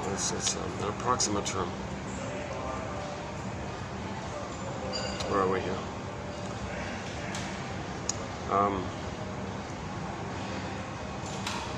Yeah, okay. The borderline feels, it's at the same time, these mothers with the borderline psychology, they feel unreal, they feel disconnected to themselves, okay? They're in a swoon, so they're disassociated. They're not connected to themselves. They're in a trance kind of thing, kind of trance. Get back to Otto Kernberg, 1985. He states that, quote, "Bringing together extremely opposite loving and hateful images of the self and of significant others would trigger unbearable anxiety and guilt because of the implicit danger to the good internal and external object relations." So see that they don't resolve splitting. They don't bring the two sides together, because that would be the same like admitting there's no good mother. So maybe the child doesn't have the confidence to this made-up illusion of a goddess and the reality, the more reality-based image of the mother being a demon or something. You can't put that together, because that good one was poof. It's not there. So he's got to separate it. He's got to separate it. If you try to put it together, try to see two sides of the story, you can't see the two sides of the story. So the template in future life to be able to see the two sides of the story, okay, the template for the inability to see the two sides of the story comes from this, what we're talking about, where the baby cannot admit that there's no dreamy, imagined good mother. He's got to survive, so he hallucinates a good mother. And he has to preserve that hallucination. If he were to kind of like question it or something, then the demon image mother easily dissipates the fantasy made-up mother. And that means he has no mother, he's not going to make it. So he can't see the third side of a coin. He doesn't understand every story has two sides, that kind of thing. So part of the healing journey is to resolve this splitting issue, which is done through finding your mother's story. If you can get your mother, if you can be a detective and get your mother's story and understand why she treated you that way, if you can understand why if a person can understand why their mother treated them that way, okay, now you're getting somewhere, now you're healing. Okay, if you forgive your parent, understand your parents, heal yourself. One shrink said, yeah, basically. I'm paraphrasing here. Therefore, there is an active defensive separation. Therefore, there's an active defensive separation of such contradictory self and object images. Yeah, so defensive separation of the good and bad image. It's defensive. They got to keep it separate. Splitting is a defense mechanism. In other words, primitive splitting or disassociation becomes a major defensive operation. Oh, yeah, same thing. Okay. Fluctuating between desperately wanting yet rejecting help. Borderline splitting creates push-pull dynamics that leaves everybody feeling tired, sucked in and spat out. Yeah, so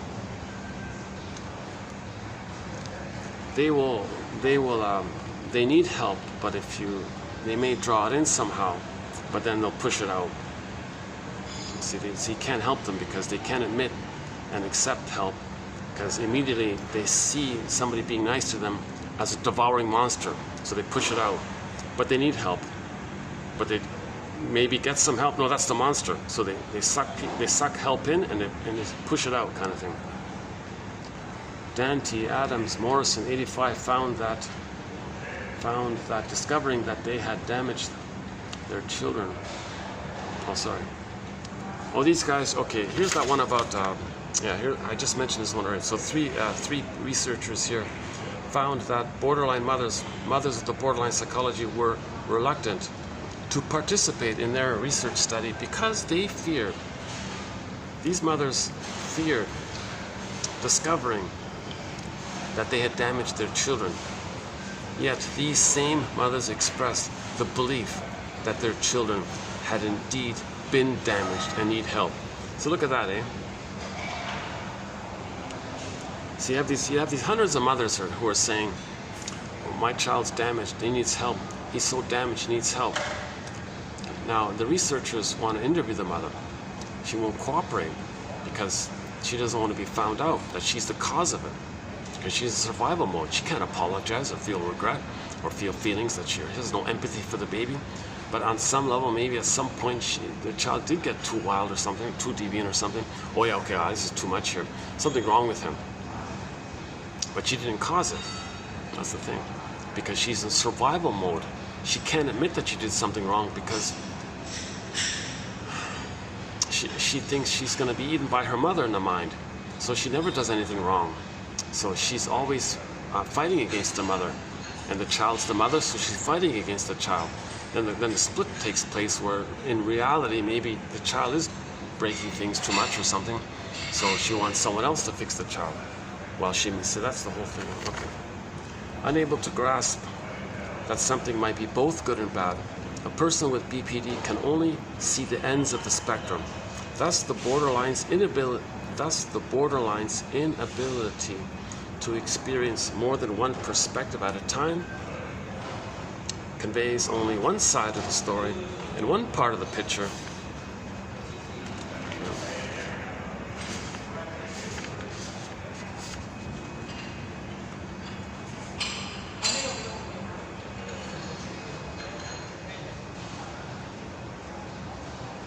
Oh, hang on.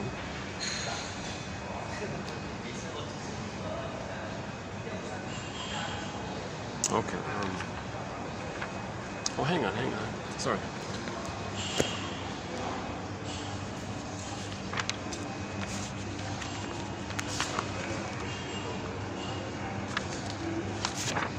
Okay. Oh, there's a little redundant. Okay, I think I just repeated. Okay, that's okay. Let's just keep going.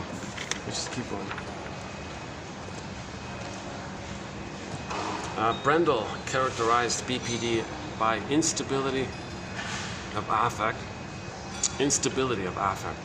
So the mood can change quickly. Not just the switching quality, but the intensity is also too high, inappropriately too high. Plus all of the impulsivity is there. Okay. As a result of hypersensitivity of the attachment process, clients with BPD are vulnerable to losses of mentalizing in the context of attachment relationships.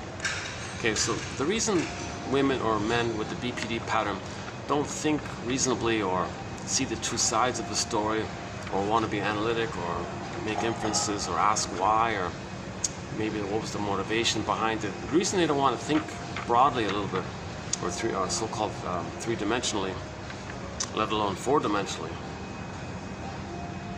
They're trying to heal. In other words, they're trying to heal. Everybody's trying to heal, right? That's the fourth dimension, right? They're trying to heal. The reason they just see things in either or, in an impulsive, good or bad, me good, you bad, okay? That's survival mind. Splitting is the survival mind, right? So if the attachment process was broken between the baby and the mother, they don't have that kind of mind. So one guy's jargon is the ability to mentalize, like the ability to consider different sides of a story. BPD can be a consequence of a traumatic child-parent relationship in which there is no secure attachment, and this prevents the introjection of the alpha function. Look, I don't use this guy's jargon here. What he means, the alpha function, Mr. Bion means secondary mentation. Secondary mentation. Whereas the beta function, he calls it the primary process thinking, which we mentioned earlier. So traditionally the shrinks talk about primary process mentation and secondary process mentation. Okay, Masterson said that clients will learn from your secondary mentation. Mr. Bion will call it, my alpha function. These other guys here, Bateman and Fonagy, they would say, my mentalizing capacity. But traditionally, for 100,000, 100 plus years, 100,000.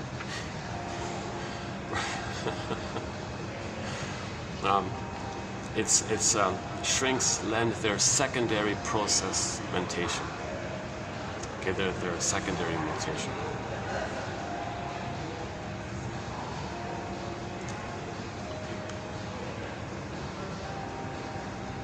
It is posited that in individuals with BPD, as in the early stages of normal development, the views of self and other in each of these pairings are simplistic and exaggerated. So think about the baby. It's very simplistic and exaggerated. Mommy's a goddess, mommy's a demon. It's simplistic and exaggerated, right? That's the BPD mind. The BPD mind is like that. In contrast to the richness and complexity that characterizes the corresponding views formed in the course of successful psychological development. So children have needs. Children need to be held in safe, warm, loving arms, to be mirrored, and so on. Clients with BPD use projective identification, by which self-experiences are projected onto the therapist and combined with efforts to control the therapist's behavior and experience. So, if the client sees the shaming mother into the baby, she wants to control the baby, thinking she's controlling the mother. Now she acts like and treats the baby as if that's the mother. That's called projective identification. She projects the difficult mother to the baby, identifies and gives that baby that identity. Baby, you're my difficult mother. Now she wants to control her mother. That's called projective identification. Poor baby saying, hold the phone here, mother. I'm not your mother. I'm not the grandmother here. I'm your baby who needs your love. I don't see that. Don't bother me. I don't see that. I'm still in battle with my mother. I'm not there yet. Now, if the mother can pause, Alice Miller said, if the mother can pause and think about how their behavior might be hurting the baby, then it'll link to her in knowing how she had been hurt. Then she can stop repeating. My understanding of the borderline psychology includes that BPD clients suffer from extreme deficits of self-maintenance capacities.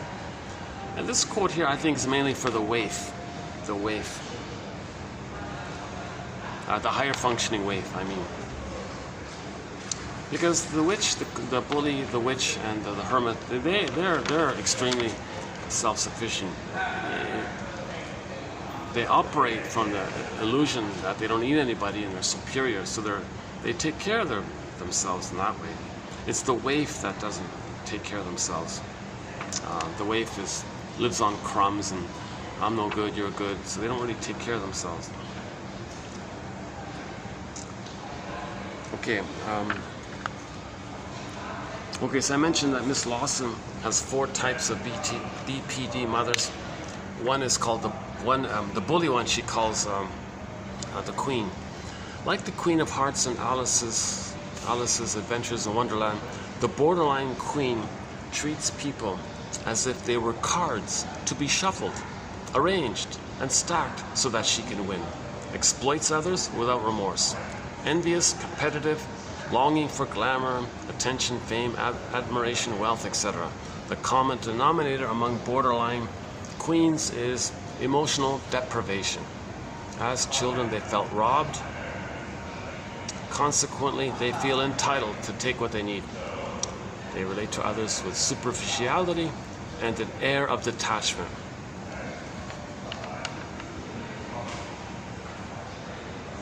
Okay, so when babies are traumatized too early on, they regress to the belief that they used to have, or still have, that in the uterus they were on the throne, self-sufficient superiority. So they refer to that. Their human self, they put into proxies and shame the proxies, okay, and they reject the human self. But they still have the need for love. Even though they reject it, they still have the need for it. So while they reject it and shame others, shame themselves, it's split. Now they're gobbling. Now they're greedy and they're hoarding, and they don't care because they're in survival mode. So the queen, the bully pattern, sort of like that, right? Okay, Miss Lawson here spent a fair bit of time talking about a book called Mommy Dearest. I don't know this story, but apparently in the 70s there was a big discussion. There was a big commotion on the talk shows or whatever about this book called Mommy Dearest, written by the daughter of a famous Hollywood actress by the name of Joan Crawford. And I'm not a fan of this actor. I think I've seen a couple old classic films that she starred in.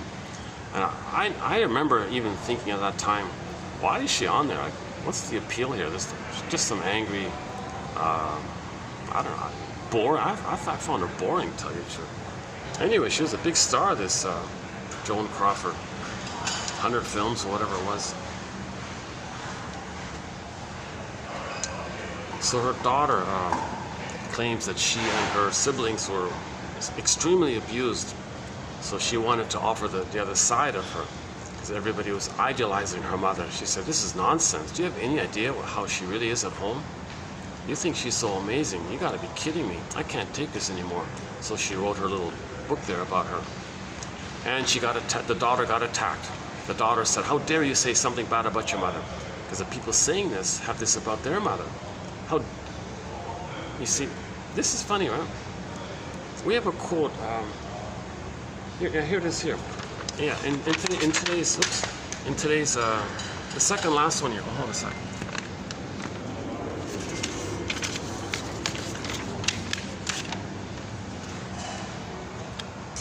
Let's jump to this one here. Back to how the baby must see the mother as good in order to survive. Here's a graphic example of it. A toddler whose mother hit him, like physically hit him. That toddler then looked at his mother, the one who just hit him, and said, "Mother, somebody just hit me." The young child needs to preserve the image of his mother as good in order to survive psychologically. He couldn't know it, he couldn't feel it, he couldn't admit it. He can't function and live if he thinks his mother's hurting him. So his mother hurt him, it splits. No, someone else hurt him. The mother didn't hurt him. But if there were, like a video of it, and the kid could go to a safe place and watch the video, if you see it, look carefully. Oh my God, maybe then you'd realize it. When young children are deliberately hurt by their mothers, their first instinct, survival instinct, is to repress recognition of their mothers as the source of their pain.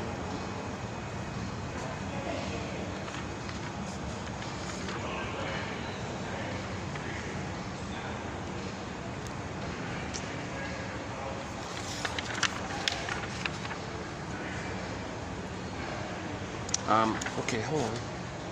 Let's do a preview. This one about Christina Crawford is actually in the next video. Let's do it here. So this next one is, I'm kind of bouncing around. It's funny about this borderline topic. My quotes on the topic is borderline. It's all scattered all over the place.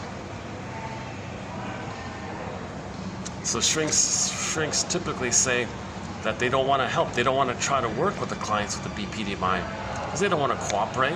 They'll blame, attack, flip-flop, deny. You can't work with them because they don't want to heal. They're too afraid to heal. They want help, but they reject it. So that's why they say they're too schizophrenic, they're too hysterical, that they lie too much, they're uncooperative, and it's too draining, and they're crazy making.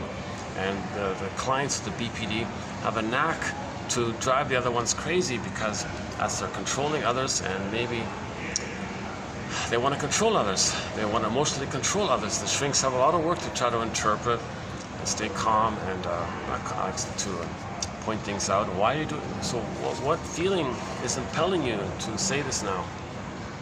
What feeling? You have that feeling. I don't have that feeling. What are you talking about? You're lying. You're cheating me. Like, you just make up lies and they're hysterical and uncooperative like that. Right? So in the past, no shrink wanted to work with these clients, and then they were labeled as hysterics and schizophrenics, that type of thing. But then, I guess in the 80s, Otto Kernberg was sort of the first. Well, no, two of them, Kernberg and Masterson. I think those are the two guys mainly. But I have a hard time reading Mr. Kernberg's writing. I don't have many of his quotes. But Masterson, yes, he's sort of the lead on this, Masterson. So what Doctors Banting and Best were for the invention of insulin. Yesterday I was saying, I think Masterson and Kernberg, those two doctors, are for the treatment ability for those with the BPD pattern. So now there's knowledge. Now there's books of knowledge on how to help them. And there's a famous lady. I don't have her quotes. What's her name? Linehan or something. Marsha Linehan or something. She has like a behavioralism approach, like behavior, like the behavioralism. Do this and don't do this, like those kind of things. And it's not healing, it's just to kind of help soothe them, self-soothing kind of thing. Okay, so let's do this one about Miss Crawford here, the daughter and mother team here. Sort of a she said kind of thing.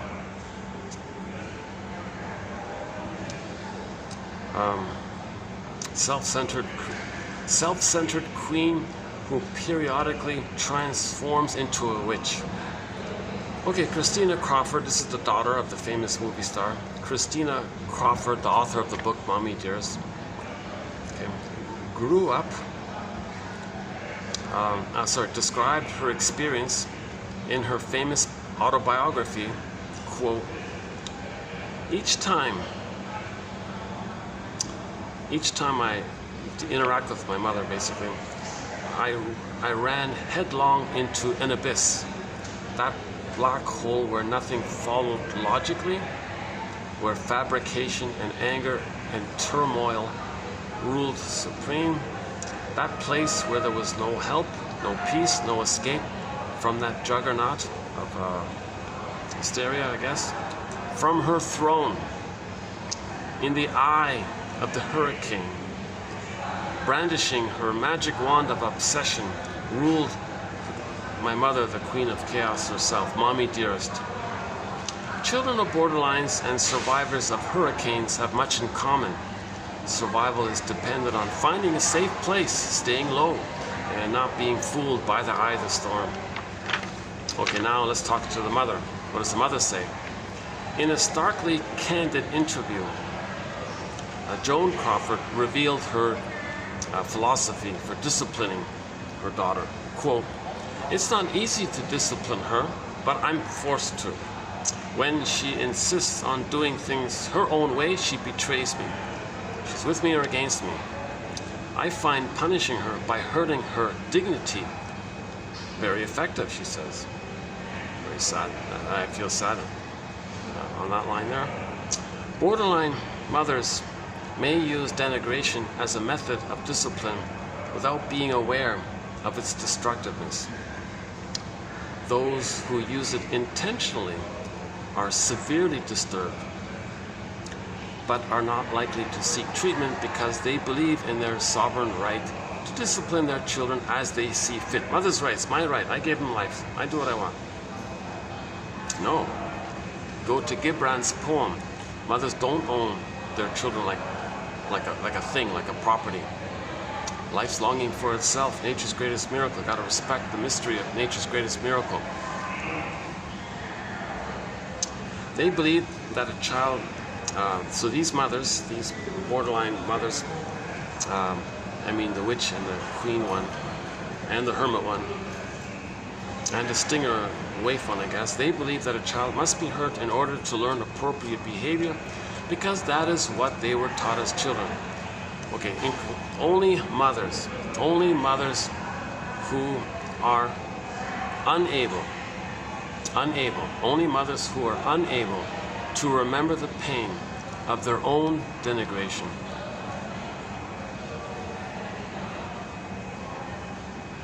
Only these mothers are likely to denigrate their children, so they don't remember.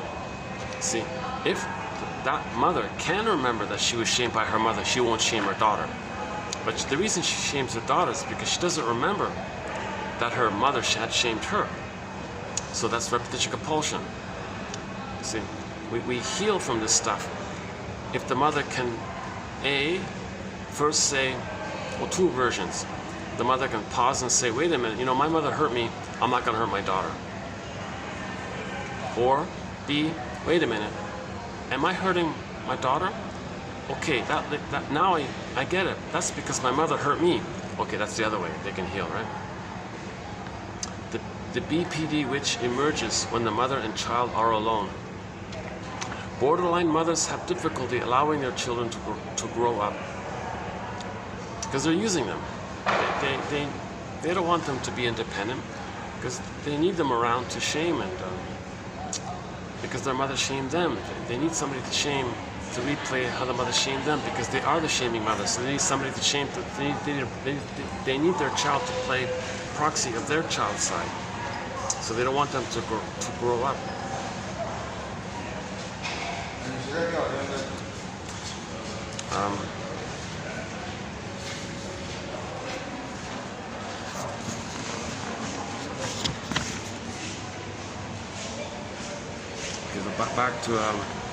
Back to the daughter here. So another example with the daughter, when Christina Crawford won a part as a guest star on a TV show, she telephoned her mother to share the exciting news. Her mother got enraged and hung up the phone. Bewildered, the daughter broke into tears, wondering, now what? She learned that her mother was intensely jealous of her. Like, why would that be? Here's like one of the top, most famous movie stars, and her daughter's getting a little micro little beginning, and she's happy about it. She's jealous of her happiness. They can't see happiness in their children. If there's something good, they want to rob it, right? Because they're filled with envy. Because when those mothers were children, their mothers robbed their happiness. That's their identity. Their only sense of identity is envy. So someone like, if this is accurate, her only sense of identity is to rob her daughter's happiness. Because doing so is what her mother did to her, and she's become her. So that's her identity. As children, later, Christina learned that her mother was too jealous. Okay, shortly thereafter, Christina became convinced that her mother could never allow her to enjoy her own success. Some borderline mothers may physically or verbally attack their children in the middle. Okay, this is the night. Some of these mothers, they at nighttime when their children are sleeping, if the mother had an emotion, they barge into their children's rooms and wake them up with hysterics. And one time, the mother had a psychotic break or something. Her eyes were lit up like moons or something.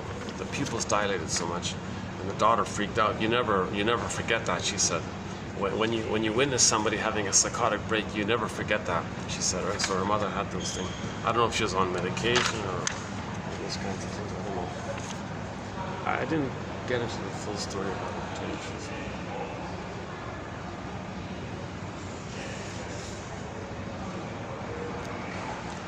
Yeah, so here it is here, the witch. Okay, the mother with the borderline witch version edition destroys what is loved and valued. Witch mothers may intentionally withhold what their children need and want, including medical treatment. Of the 4 profiles of BPD in women, the witch is the least likely to seek treatment. Her self-loathing prevents the witch from being able to trust anyone. The borderline witch is not interested in being helped, she only wants revenge. She's extremely aggressive to somehow magically believe that somebody in the present can be a proxy for the breast mother that hurt her. She's going to try to demand that her mother change her ways.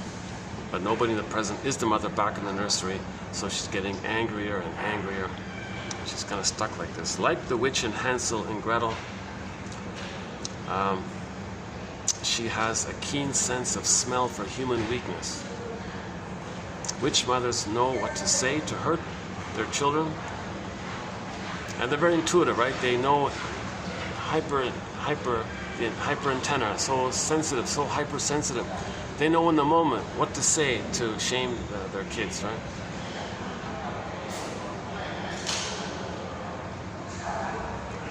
They set emotional traps for them. They don't keep any kind of secrets or promises with them. They exploit their fears, betray their confidences, and so on, right? And these witch mothers only care about their neurotic pride. They never care about the emotions, the feelings of their children. They only care about their pride. So they're willing to let their own children live with PTSD if it can fuel her pride, her neurotic pride, which is her belief that she's on the throne like she was in the uterus on the throne. That's all she sees. She wants to be on the throne, so she doesn't care. She can't consider the feelings and needs of her baby, because to do so, she'd have to get off her high chair.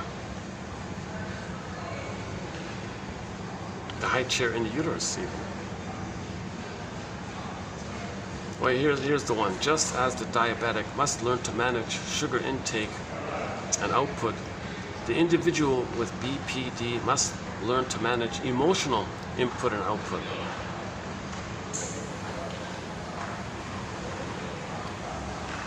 So their mother never soothed them, right?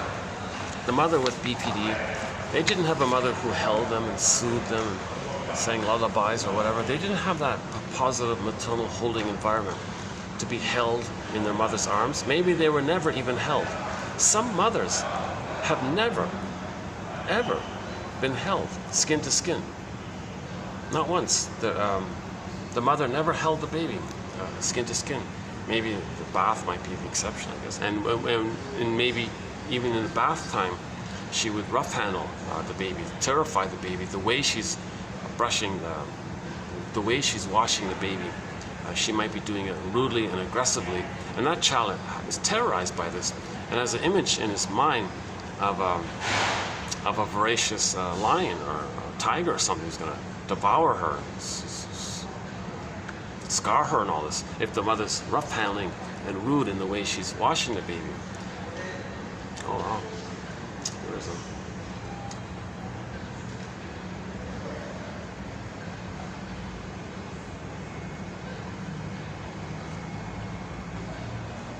Now I'm just noticing a fancy car passing by.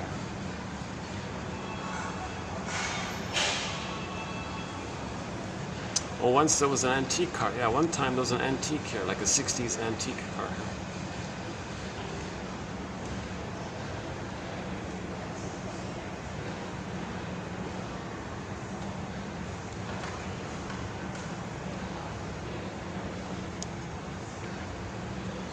Okay, so survival anxiety, splitting, projective identification, Alice in Wonderland, flip-flop, okay, intense, mood swings, switching. You can't cooperate. They won't agree to anything. That's the catch me if you can kind of thing. So they won't admit, they won't agree to anything because they're always in survival mode. So you can't really talk to them. It's hard to like even have you don't know what to trust or what to believe or anything with them. They want it like that. They like things open. They love equivocation. They love smoke screens so they can dodge around like that. So the shrinks say, no, you got to be specific here. We got to find your story. So that's why shrinks don't want to work with BPD. They're kind of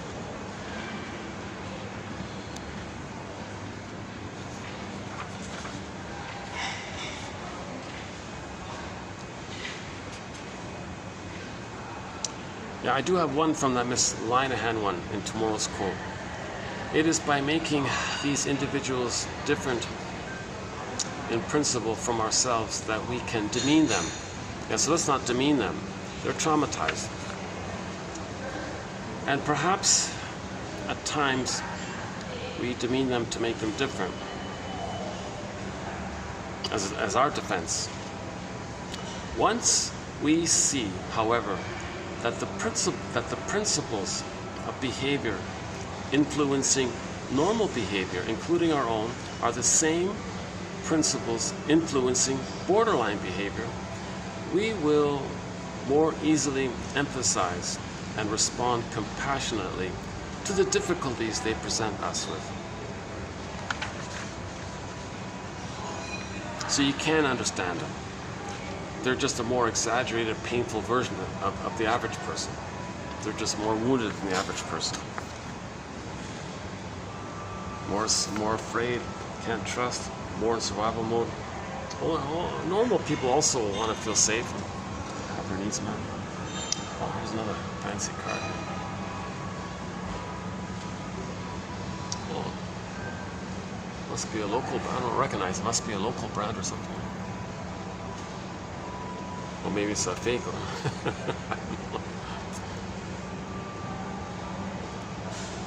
I can't make out the brand name.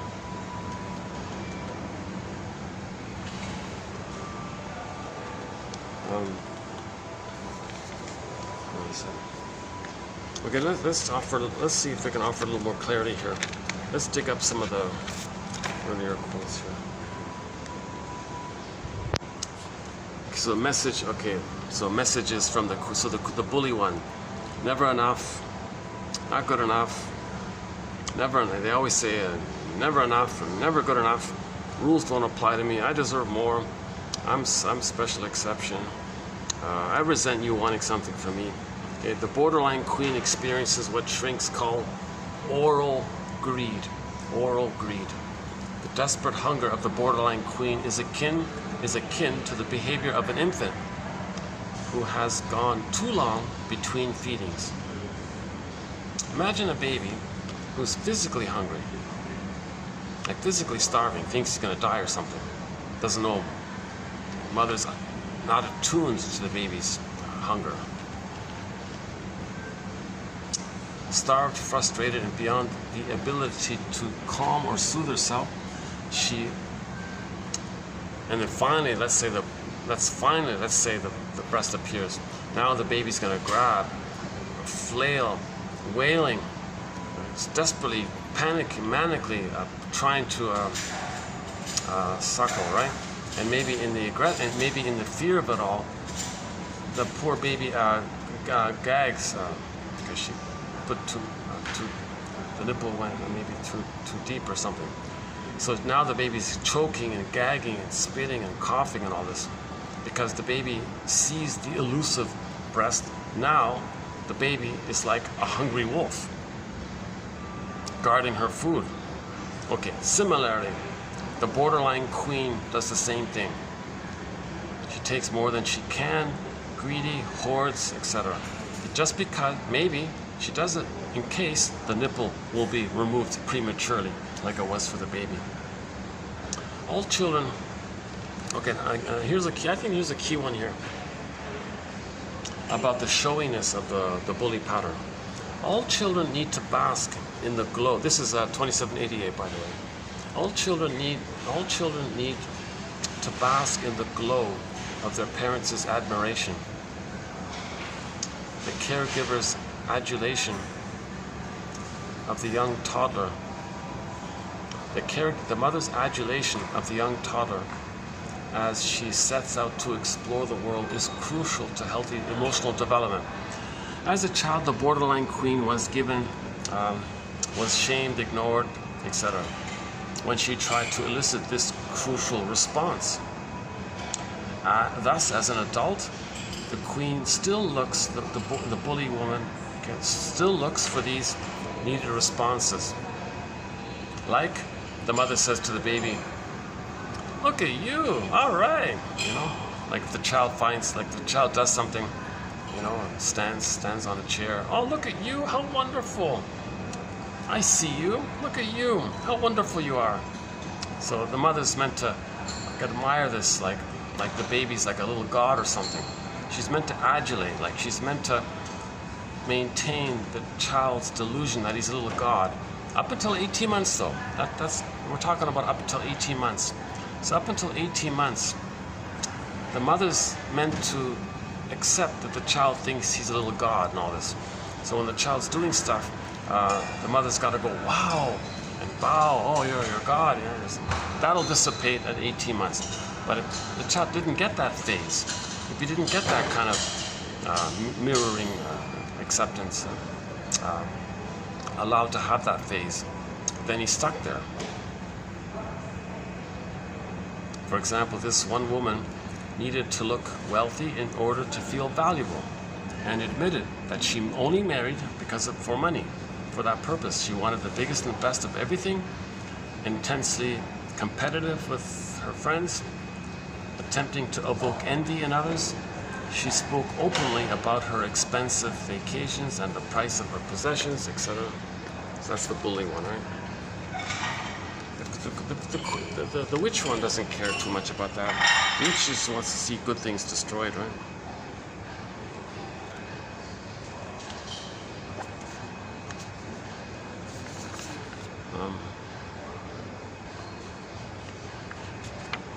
Early sessions with the client with the BPD pattern can be like walking through a house of mirrors in search of someone. There is a now you see it, now you don't quality to what the client is trying to communicate.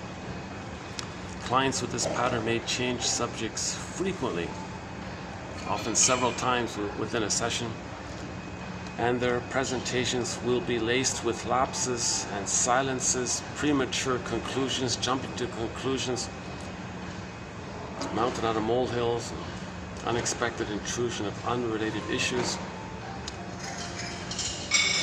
There's little to get hold of with any certainty.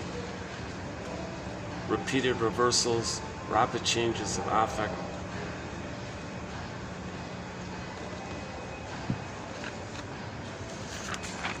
Children who grow up with mothers with the borderline mind live in a make-believe world that is neither fiction nor fantasy.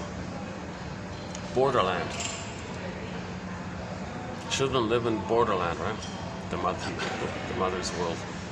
Borderland is an emotional world where mothers resemble storybook characters, helpless waifs, frightened hermits, bossy queens, or vindictive witches.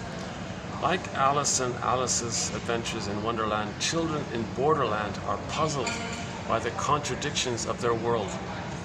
These mothers use guilt and fear to control their children.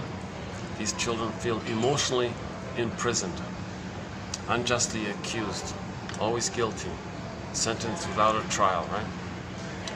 Ernest Wolf explains that merger-hungry personalities need to control others completely. The borderline witch's merger-hungry personality leaves her children feeling devoured, oppressed, suffocated, etc.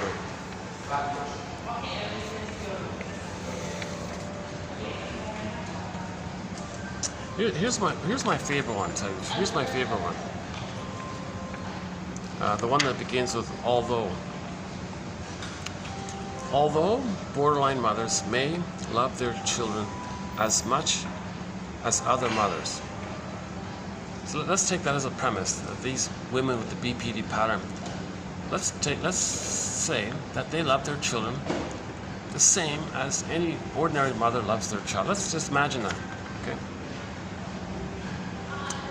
Although the borderline mothers may love their children as much as regular mothers, their deficits in cognitive functioning and emotional regulation create behaviors that undo their love. See? So the child won't experience it because their cognitive functioning, okay, they think like the straw house or the scarecrow. They're not thinking clearly. Emotional regulation. Mother never soothed them. They can't soothe their baby. A little emotion, it gets hysterical. They're afraid, right? Borderline mothers have difficulty loving their children patiently and consistently. Their love does not endure misunderstandings or disagreements. A lot of these mothers say, you want to be autonomous?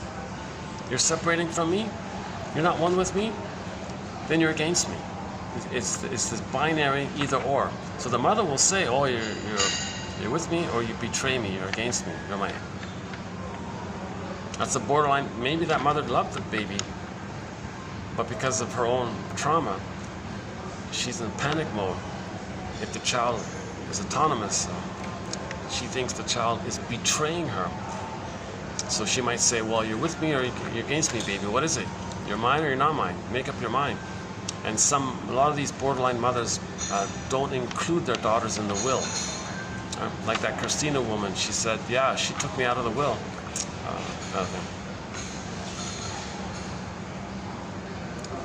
They can be rude, jealous, irritable, resentful, arrogant, unforgiving. Healthy love is based on trust and is the essence of emotional security. Their children, therefore, may grow up without knowing the meaning of healthy love.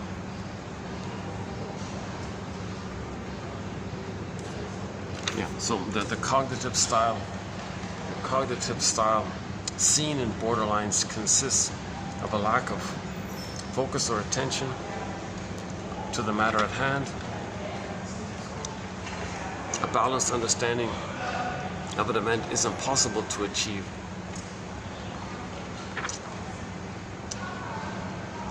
When she's talking incessantly, you can just hold your hand up and say, wait a minute, I cannot possibly follow you at this speed. What feelings impel you to rattle on? So the shrink can say to the client, to the hysterical mother, to the hysterical woman, what feelings impel you to rattle on like this?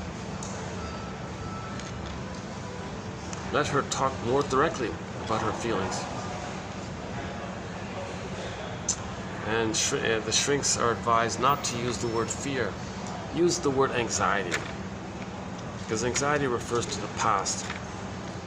But if you say the word fear, it's kind of like more present-based, right?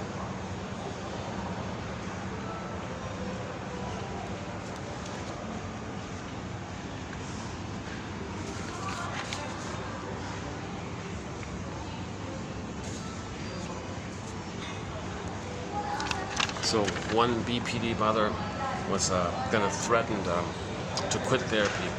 The shrink said, why are you trying to make me afraid of losing you?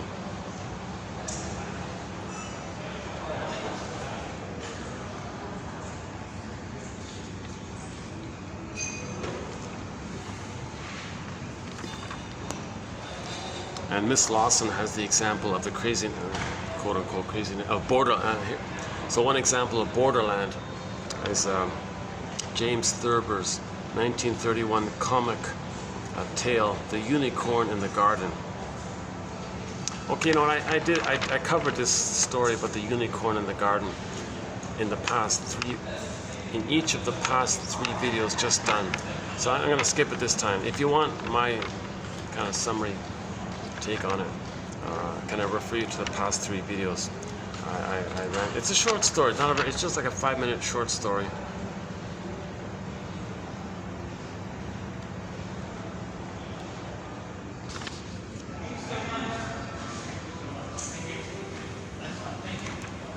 Yeah, here's a key one here. One clinician observed that women who were raised by borderline mothers recreated pathological dynamics with their newborns, and that the baby became the mother's own ill parent. Can you believe it? The mother regarded, believed, projective identification, her own baby as that woman, that mother's own ill mother. Can you believe it? It's borderland.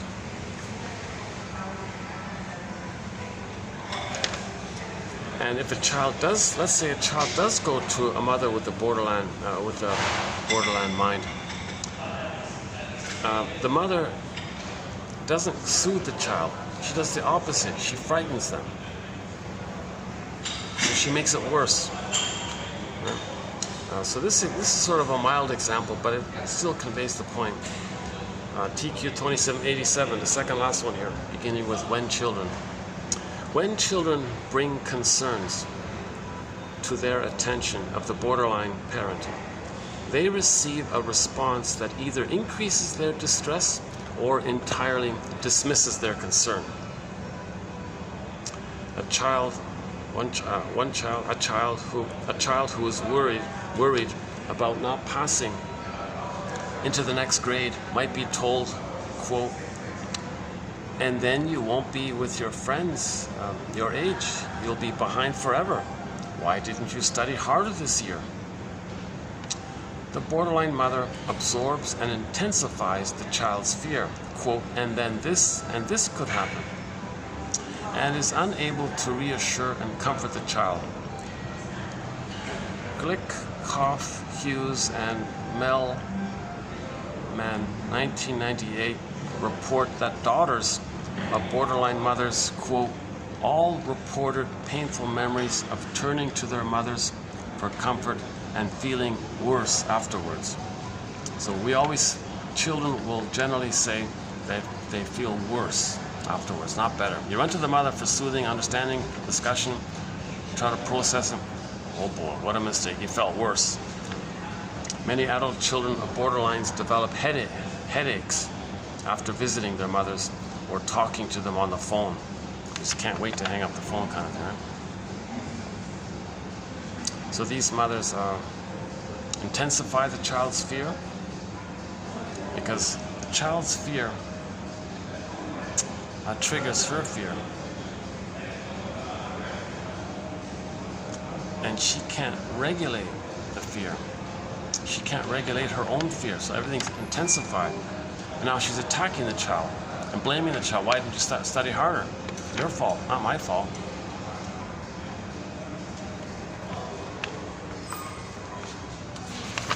Okay, inappropriate intensity, unpredictability, inconsistency. Because borderlines were abused, neglected, or suffered a traumatic loss as children, they are desperately afraid of abandonment. They seek emotional control over others, even threatening abandonment in order not to be abandoned themselves. Borderline mothers with the borderline psychology pattern in their minds have negative thoughts because they have negative feelings about themselves. Memory difficulties. Yeah, it's very common, right? 5 minutes ago she said something, the child said, "You just said that." "I never said that." And in many cases, she really doesn't remember. Like, she really doesn't know. 5 minutes ago, you just said that. Something wrong with you? You got to get your ears checked. I never said such a thing. Difficulty focusing attention, confused, disorganized thinking, inability to reason logically, morbid introspection, intrusively negative thoughts are common. Children are subjected to deflating comments that increase despair or destroy their enthusiasm, as some borderline mothers assume that the worst is going to happen. Okay, here we go. Borderline mothers, or mothers with the BPD pattern, can misperceive a child's normal need to separate as betrayal. Can you believe it? You're betraying me. The mother says, you're betraying me. I thought we're one. I thought you're my lackey. I thought we're two as one. We're a team here. You want to know your feelings and your identity. You want to have your uniqueness. You're betraying me, with me, against me. Now they fight. Now she cuts her off. Emotional cutoff. Now she gives the daughter a cold, stony silence. Poor little girl can't tolerate that. Okay, mother, what do you want? I'll do what you want. It is rare for even adult children to abandon their mother, regardless of how many times their mother has abandoned them. So even when they grow up, a lot of grown women still can't emotionally separate from their mothers. Interactions with borderline mothers often leave the child feeling guilty and confused. Many tune out by disassociating and disconnecting from their environment. Children of borderlines have been down the rabbit hole. They have attended the mad tea party and argued with the Duchess for the right to think their own thoughts. Mothers don't let their children have their own thoughts. No, mother, I have my own thoughts. No, you don't. Yes, I do. I don't. Gaslighting. The word of the year by the Merriam-Webster Dictionary Company for 2022 was gaslighting. A lot of borderline mothers gaslight their children, big time. The 4 types of borderline mothers are the waif, hermit, queen, and witch. Okay, so their slogans are, the waif says, life is hard, poor me. The hermit says, okay, detached, things are dangerous out there. The queen says, all about me. The witch says, give me revenge. These categories are designed merely to aid identification of the disorder and are not mutually exclusive. So again, it's a self-help book, so it's not from a shrink. The waif, back to the waif, right? The waif picks at crumbs. The queen grabs. The hermit hoards. The witch destroys. The waif re-victimizes herself through deprivation and self-sacrificing behavior.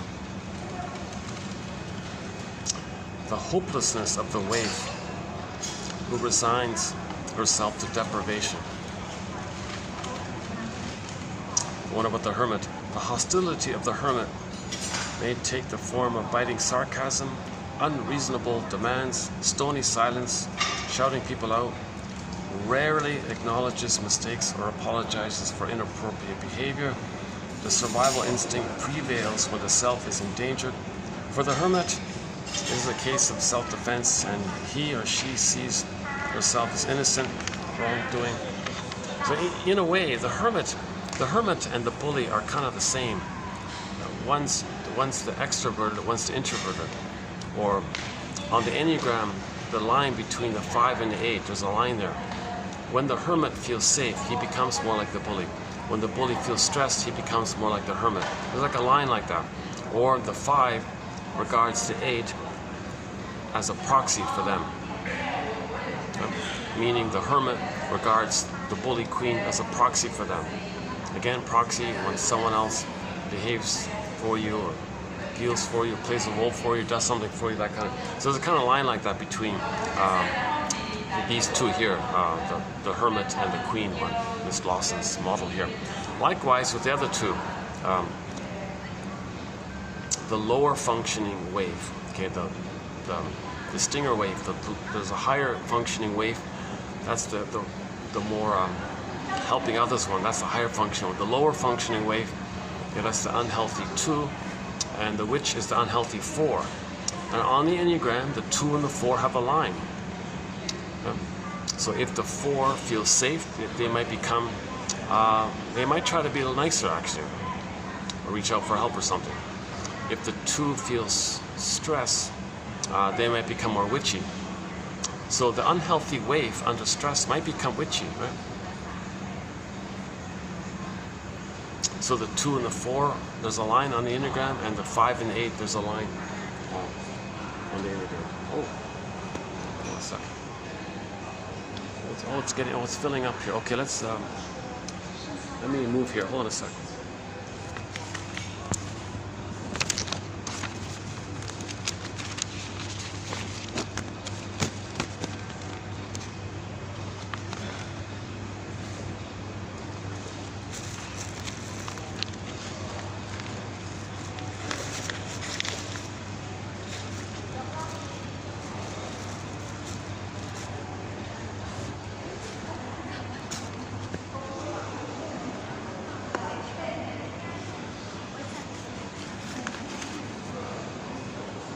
all yours. It's all yours.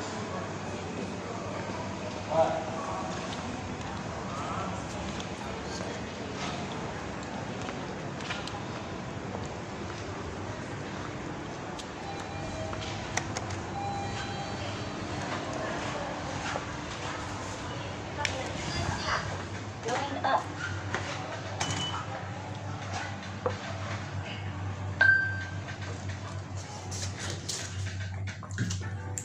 Okay, so we're posting this in the year 2024.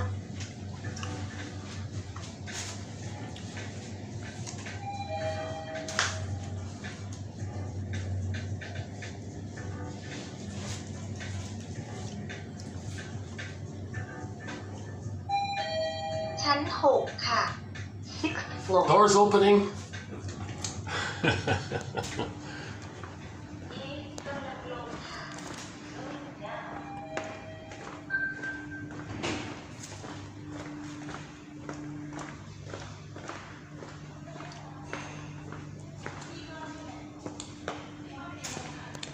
I wonder if I could just sit here for a bit. How's the lighting here? The lighting's okay, right? Yeah, lighting's okay. Yeah, there's AC here. It's a little awkward, but maybe I'll just spend a few minutes here and wrap this video. Maybe we'll make this a shorter video after all. Yeah, let's close this. Or, okay, let's see. Oops, yeah. Hi.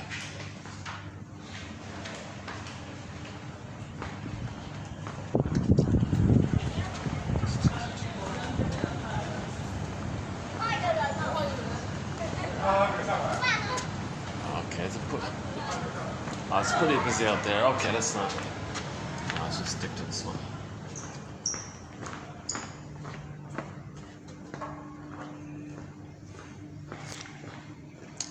What if I use this one here? How's the lighting here? How's the lighting here? Lighting's still okay. Lighting's okay here. Hey, okay. There's a bit of traffic here, but listen.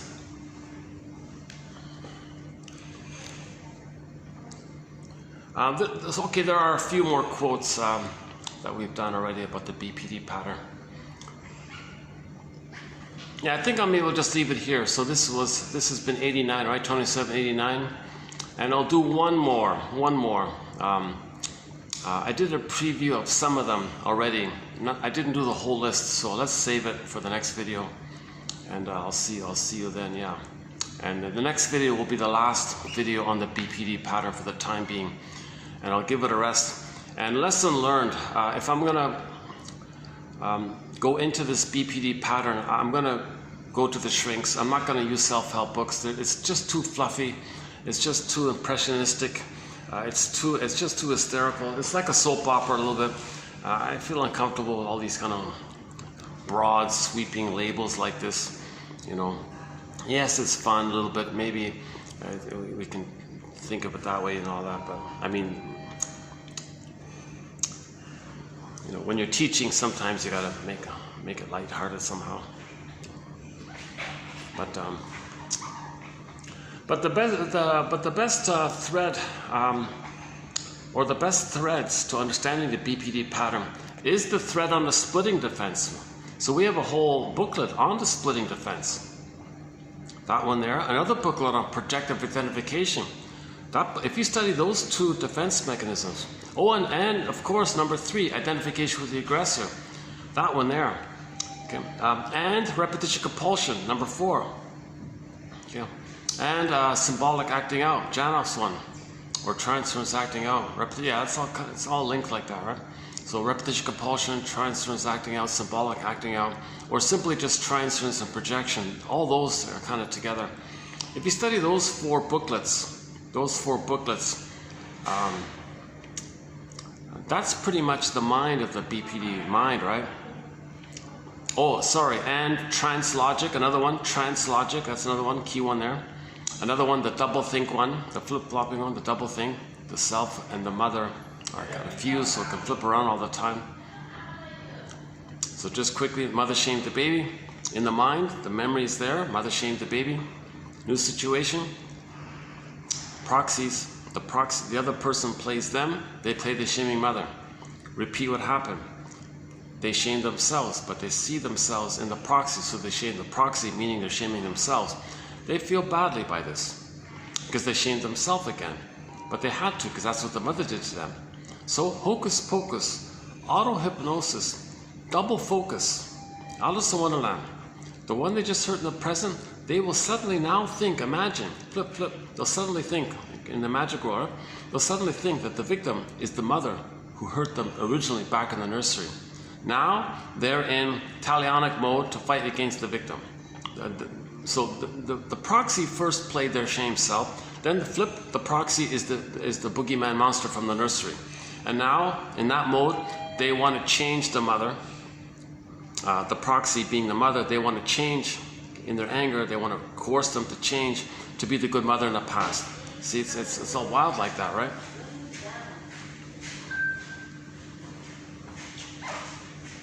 So we did 4 videos on trance logic, double think, a lot of good quotes on double think. So projective identification, splitting, denial, repression, yeah, it's okay, it's kind of assumed.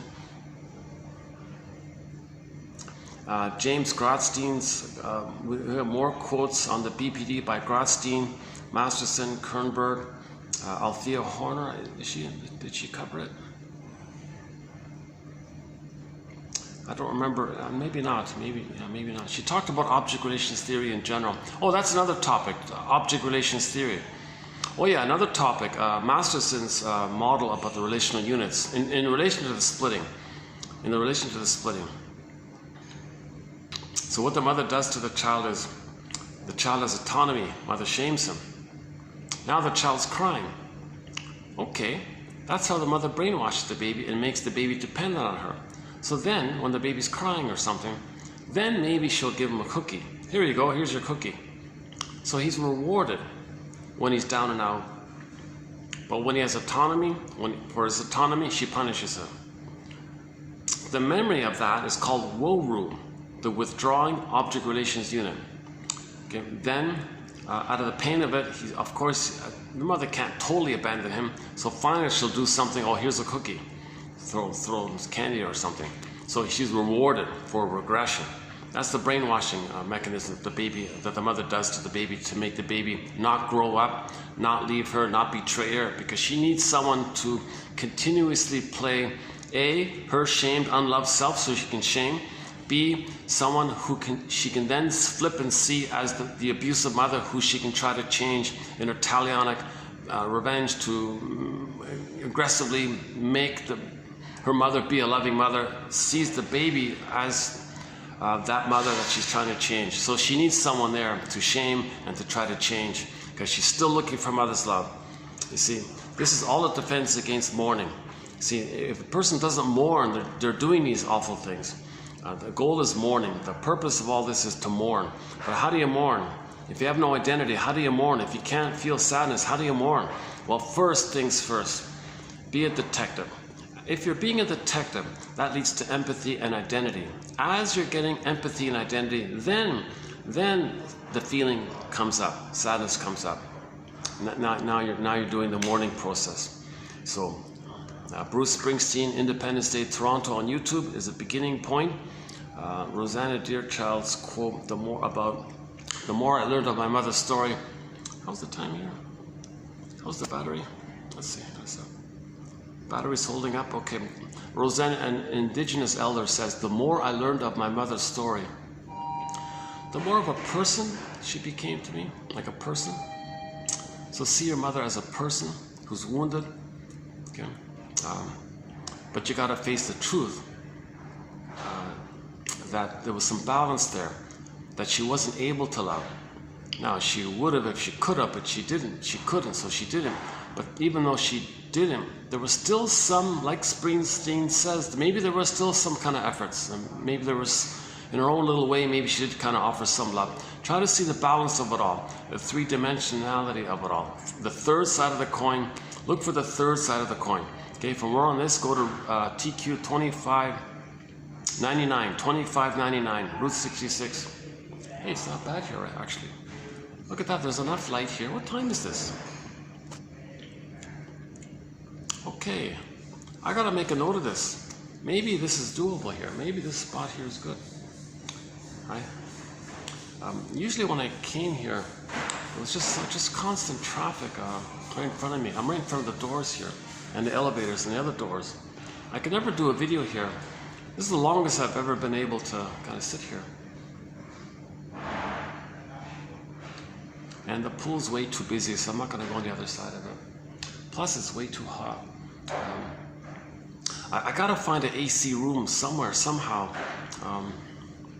Maybe that nice lady can find me some kind of abandoned, old, rundown, unused storeroom or something.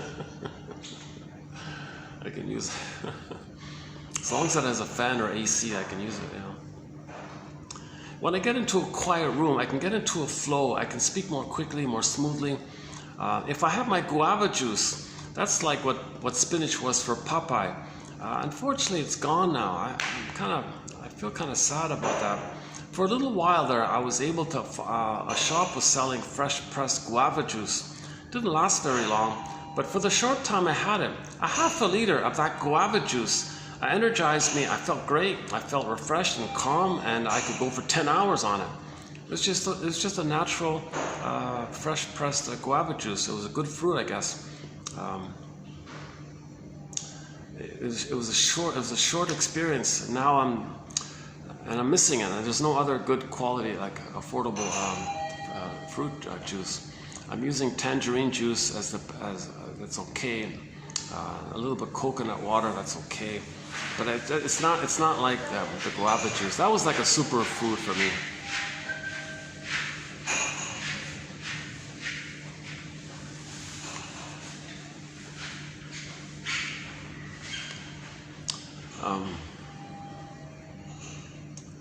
Oh, I'm just enjoying the quiet here. Oh, what a relief, eh? It's nice and quiet here for a change, yeah?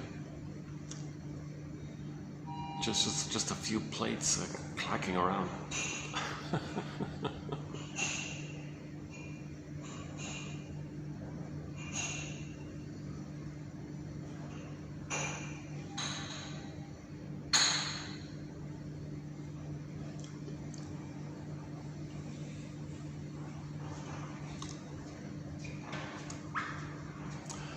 Should I just leave it here for today?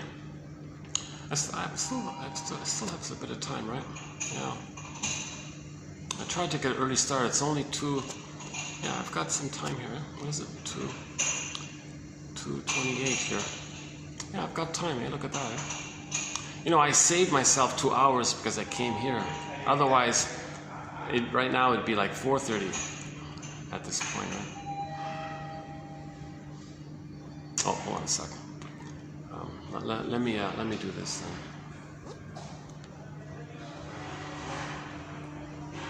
No? Okay. Just want to make sure I don't get anybody in the camera.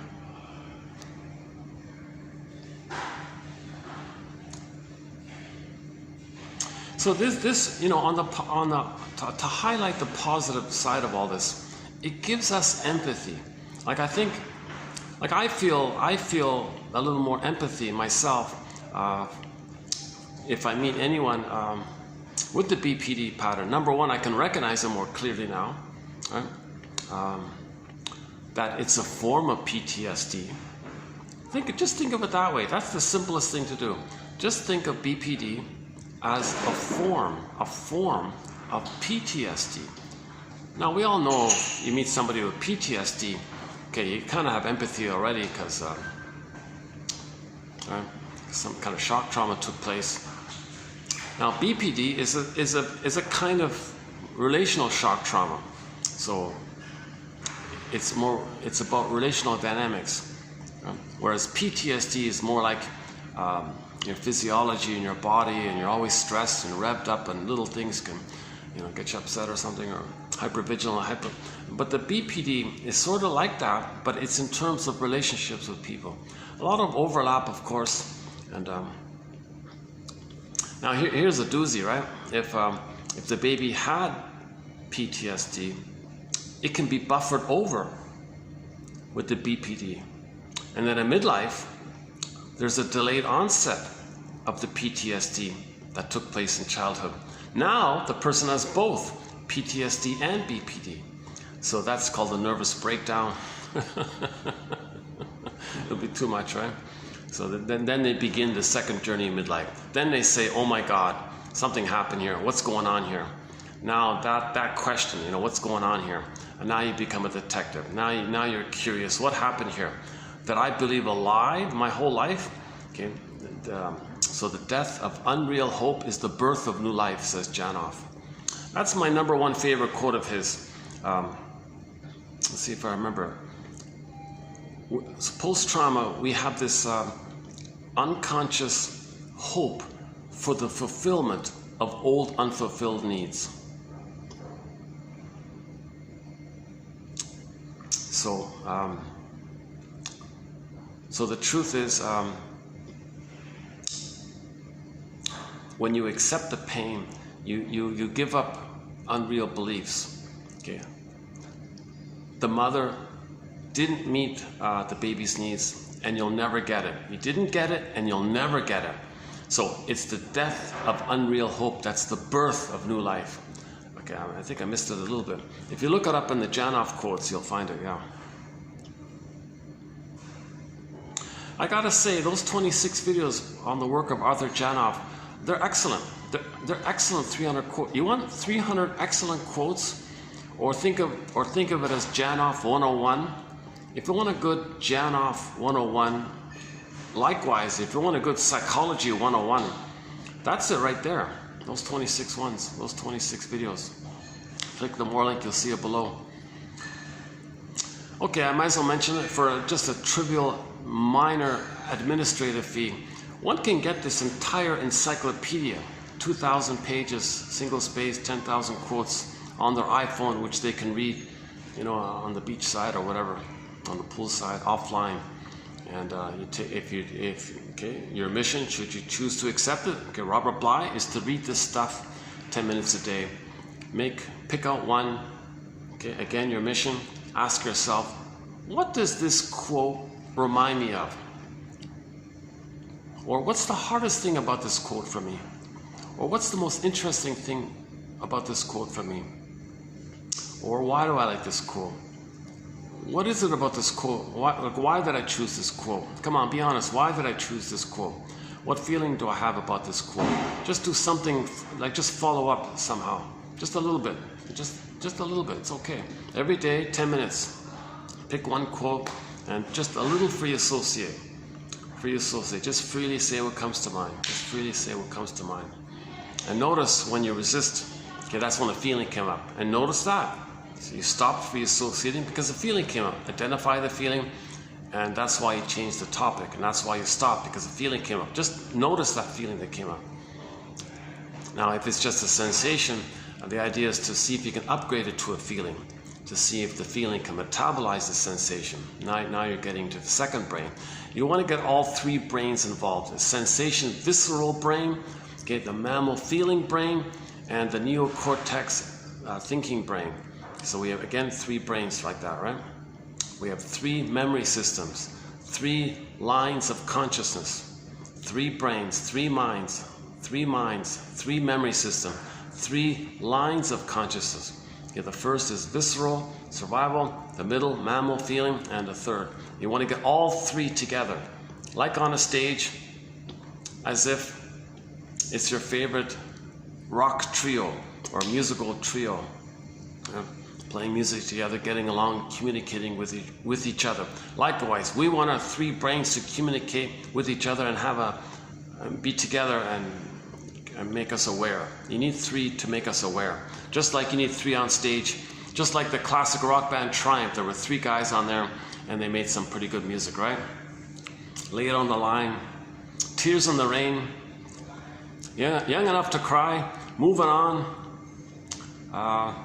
Mind Games, Spellbound, I Can Survive, Follow Your Heart, Fight the Good Fight, Hold On, I guess, yeah. Hang on.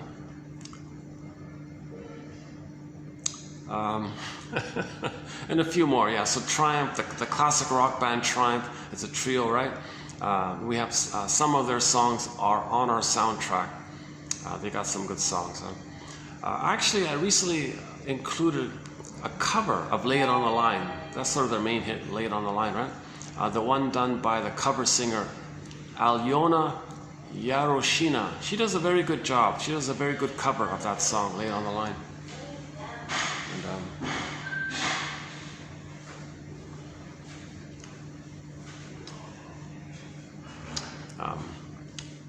Yeah, so we have some good quotes on our thread about psychosomatic symptoms.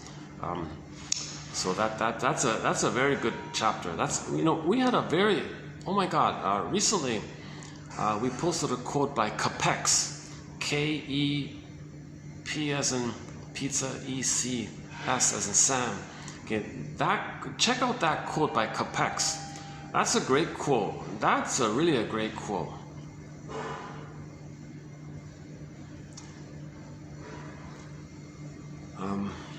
So the baby's crying and screaming and all that.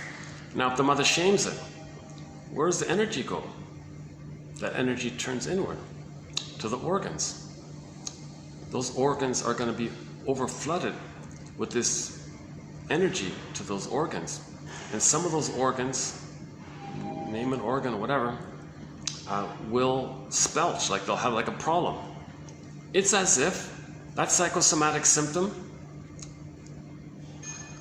it's crying and screaming. It just went undercover, it just went under. So the baby normally cries and screams if he's in pain and all this.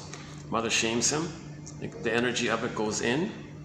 It finds some organ somewhere, some vulnerable, it could be the skin. Her example was the skin, right? So the person had like a skin issue or something. And it's as if the baby, the person or the child was crying through the skin. Right? Like the blotches or the zits or whatever it was with the, I forgot exactly what was it. Never mind. It's as if, just like crying and screaming is kind of like physiological like that. The emotion, the mother shamed it. What are you crying about? He buries it. Energy goes within, goes to the body bears the burden. Some of the organs are going to bear that burden, and it gets overwhelmed. It's pathological and emotional investments too much. Then something goes wrong. That symptom, you might as well regard that symptom as the baby crying and showing his rage, and he's crying. So Sarno says that back pain is you're enraged at your mother for not nursing you properly. It went into the back or the shoulder, tension, all this. Sarno, so look at Sarno, right? So the image is water to ice, water converts to ice. They call it conversion, right? Water flows, hardens into an ice cube. Keep that image in mind. Childhood feelings went to the body. When it got, now the organ hardened up, so to speak. So that psychosomatic symptom, that physical problem, that health problem, let's say, it reveals, it shows, and conceals. It's kind of doing both, right? It's called conversion. The emotions converted to the body. The mysterious link between mind and body. The body remembers. The body keeps the score. Every body tells a story. The body remembers, etc. So now you recognize that. Oh, there's a symptom, physical issue. Well, you're crying and screaming through the body. Alice Miller said, Lawson said, the body speaks for the soul when the soul doesn't have a voice. Do we have it in here? Hold on a sec. I wonder if I still have it here. Is that right? Did I get that right? Hold on a sec.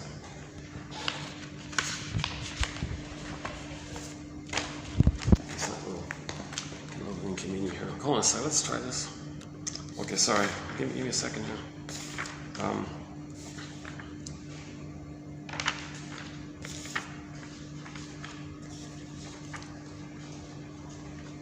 Okay, hang on, stay tuned.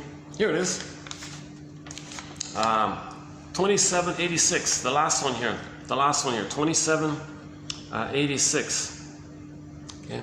The body speaks for the soul, the body speaks for the soul, if the soul does not find a voice. Alice Miller says, the truth about your childhood is stored up in your body, and although we can repress it, we can never alter it. Our intellect can be deceived, feelings manipulated, perceptions confused, our body tricked with medication, but someday the body will present its bill. Okay. Someday the body will present its bill. Okay, so the body speaks for the soul if the soul doesn't find a voice. So if the mother shames the baby, no baby, don't have a voice, don't have a voice, you're betraying me, you're letting me think I'm a bad mother, I can't take this, be a good child, don't scream, don't have a voice. And that child's gonna have a symptom at midlife, something like that, right? So usually this stuff comes up at midlife.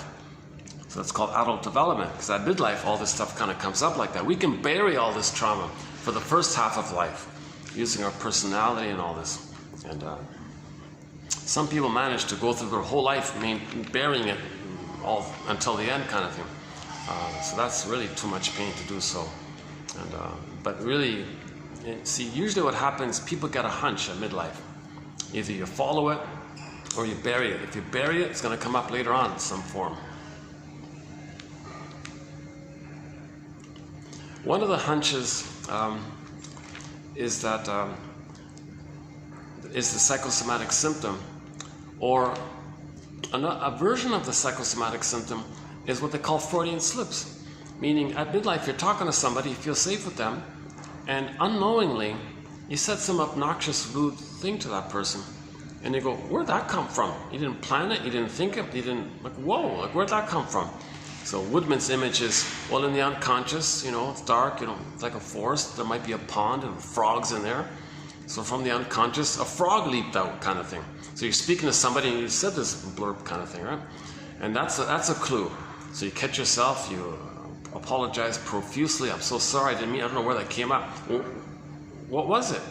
Well, the person buried all that pain around the trauma, all the anger and the hurt about the pain of the trauma was buried. At midlife, you're talking to somebody, it blurped out. That's like a message from your unconscious to the conscious. That's a clue. So if you get a Freudian slip like that, that's for you to first apologize to the person. I mean, I have trauma. I think I feel safe with. I think I made you an accidental therapist because it felt so safe with you. So something came up, but I needed to come up because that's the part of the healing, to make the unconscious conscious. So that's Poseidon saying, look, Odysseus, you're gonna feel some of this stuff. You're gonna know some of this stuff. So that's like another way of doing it. Usually it's the psychosomatic symptoms, or people just feeling that they're missing life, they're not loving life, that life is passing them by, that they're sleepwalking through life, going through the motions of life, feeling that they're living the provisional life, the unloved life.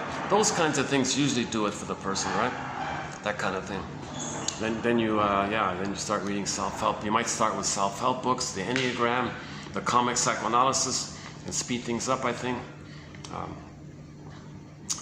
Masterson's book is good, called The Search for the Real Self.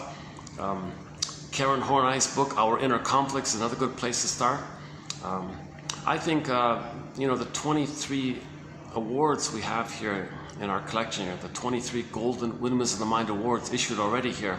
I think that material is good, the audio-visual material. Robert Bly's audio about the shadow and the shame and all this, and his fairy tale interpretations, and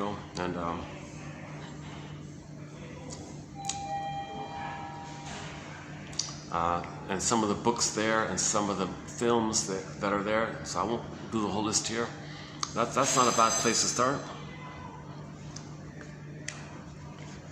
In my humble opinion, this is an excellent resource to have at some point, either to start with this or to at some point get this collection here. As mentioned earlier, it's just a minor admin fee.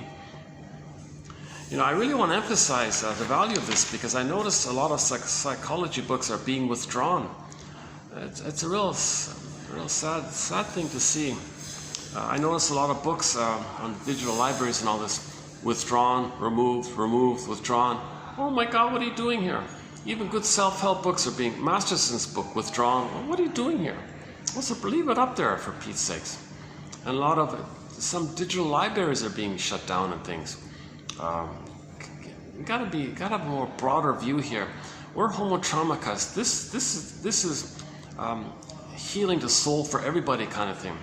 So we gotta heal ourselves, then the outer is healed. Okay, inside out, as above, so below. Okay, so if you want, like Michael Jackson says, you want things better outwardly, well, start with the man in the mirror, he says, right? Kind of thing. And if you know yourself, you know what's going on outwardly. If you know what's going on outwardly, it helps you know what's going on inwardly. Inside out, as above, so below. Kind of a bit of a link like that, right? And the quotes can point out the resistance to this.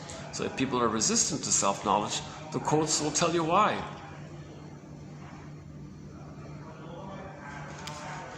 Okay, so there's a thread called intellectualization. That's a good topic there. How knowledge is used as a defense against feeling. Knowledge is meant to help you to get your feelings. Some people use knowledge as a defense against feelings with their philosophy and rhetoric and propaganda and lies and all this. That's a sign of immense trauma, to use knowledge to get you away from your feelings. This knowledge is meant to help you create a basket so your feelings can come to you, kind of thing. Oh, hold on a second. Okay, let me do this. Let's put this down here. I just want to make sure I don't get anybody on the camera here.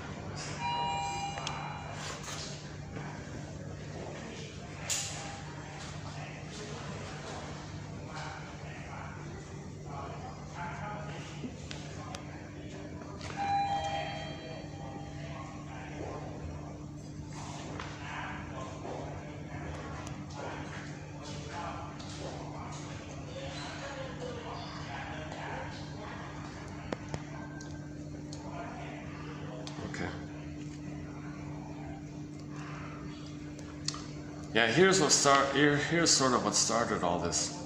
Masterson talked about the link between the talionic feeling and the BPD pattern. Clients can either regress or get better. They cannot do both.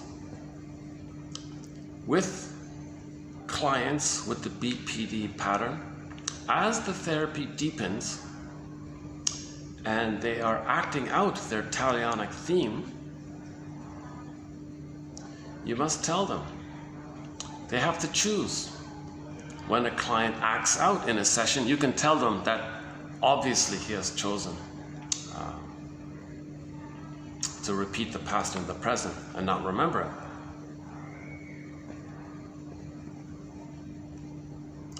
Okay, let's not get in on the talionic quotes. Oh boy, that's a huge topic, huh?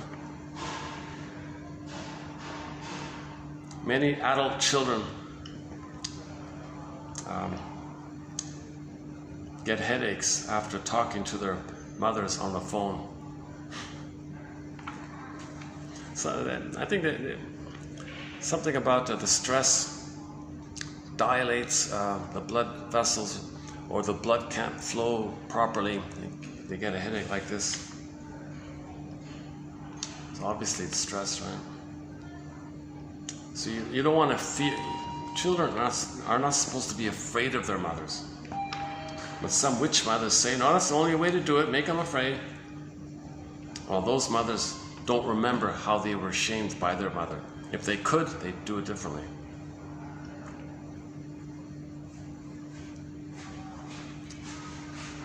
Yeah, and we're supposed to trust our intuition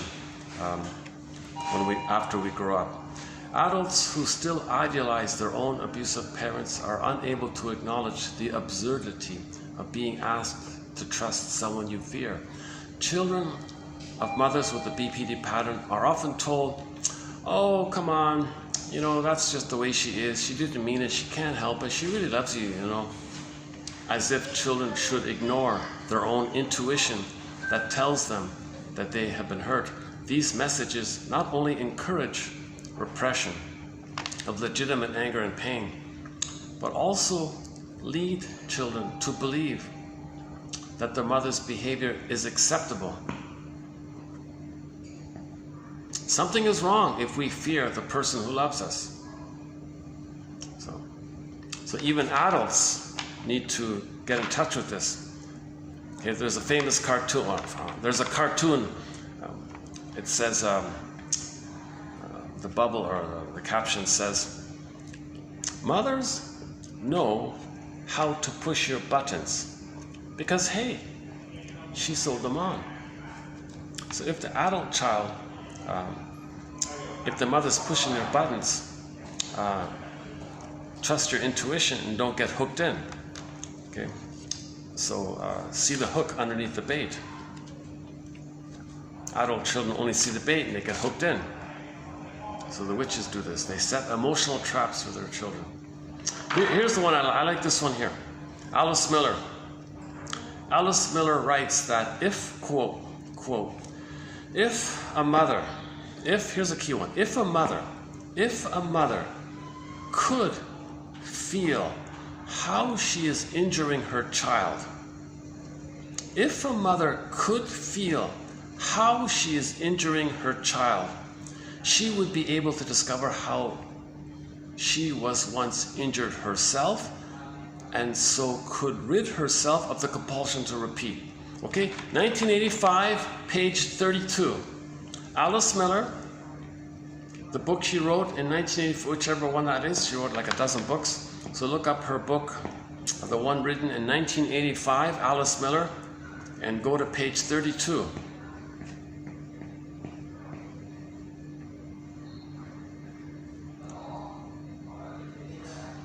Parents should want to find out what they are unconsciously doing to their children.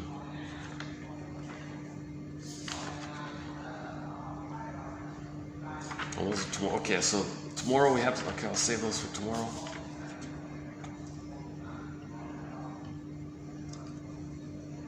Oh, here's the capex. Oh, here's the one about the capex. Remember before I talked about capex? Here it is here, 2784, capex. Yeah, this one here. Here's a good one. J. Capex. In where is it? This one here, 2784.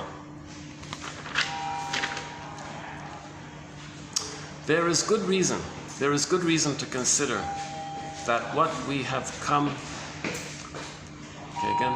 There is good reason to consider that what have come to be called psychosomatic disorders are the outcome of a disturbance in object relationships. Emotional energy which was favorably invested in object relationships is now diverted toward the person's body. Particular organs or organ systems are assumed to develop physiological dysfunctions as a result of pathological emotional investment. Pathological emotional investment. You can't treat an organ as if it's your mother and cry to the organ and expect your organ to be your mother and out in the outer world. That's pathological stuff here. The somatic dysfunction may also be considered a regressive attempt to restore object relationships. So here's the positive intention. You're still trying to get mother's response. So here it is here. A quote-unquote weeping, exuding skin are appeals to the environment for love, which cannot be sought more directly.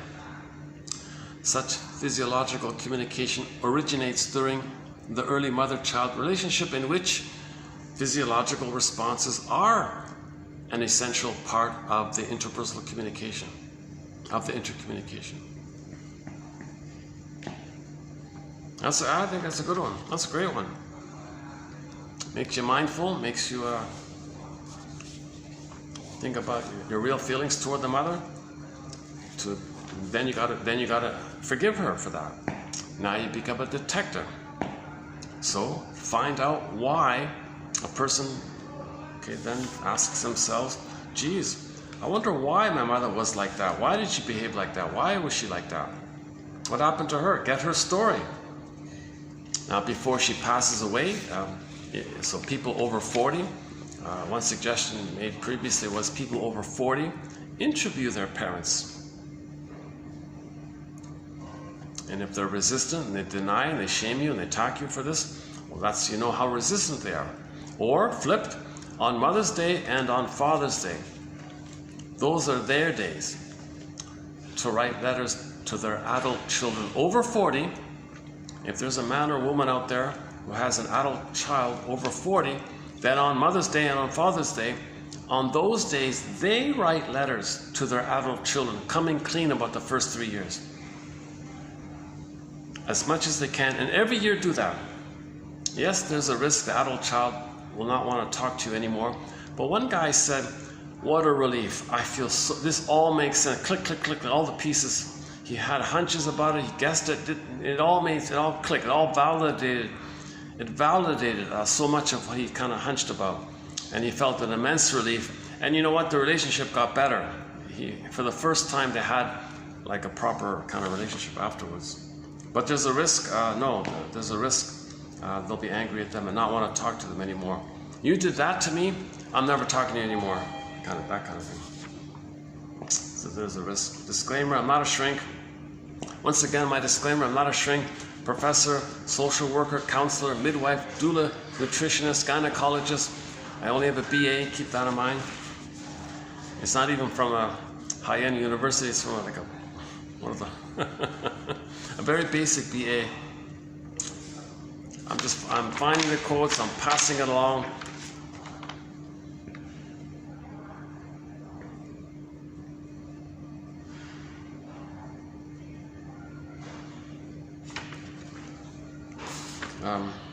Okay, I think I'll just leave it there. Splitting, protective identification, yeah, okay. The 4 types of BPD mothers. Okay, talked about that. Oh, the mother and daughter Crawford team, a little bit about that.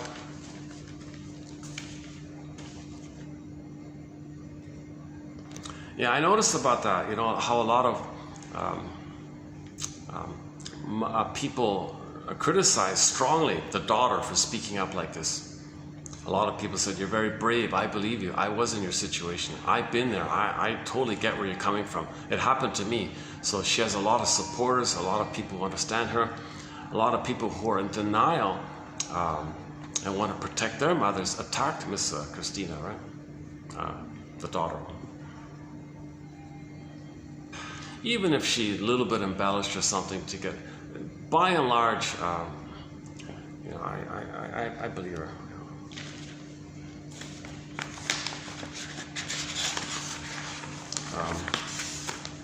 Okay.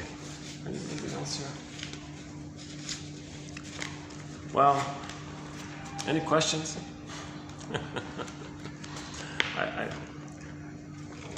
Maybe in the future I'll do these live and have a pop-up window or something. If that works on the iPhone, I'm not sure how. I've never done it. I'm not sure how it works. But if maybe in the future I'll do that. And all the troll comments, all the negativity, the interpretation will be, well, you have a need to communicate how your mother treated you. The negative things you're saying here, okay, that's for you to know the hurt you felt with your mother, because you believed in effect that your mother said those things to you, and you're trying to recreate the present to know what happened in the past. Repetition compulsion. So a lot of this anger that people are expressing, it's because it's about attachment. Anger is about attachment. Beating the pillow won't help. Anger is about attachment. You got to link it to attachment. Okay. The baby had a primal need for a secure attachment style. If that's unmet, the person's going to be angry about that. If it's met, okay, they get differentiation, their identity, the golden ball, their embodiment, loving life in the present, they're good.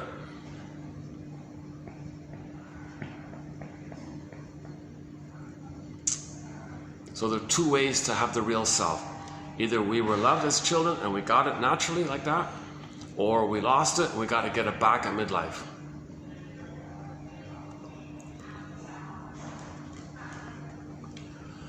actually, what is today again? Today, what is it? Wednesday, right? Thursday.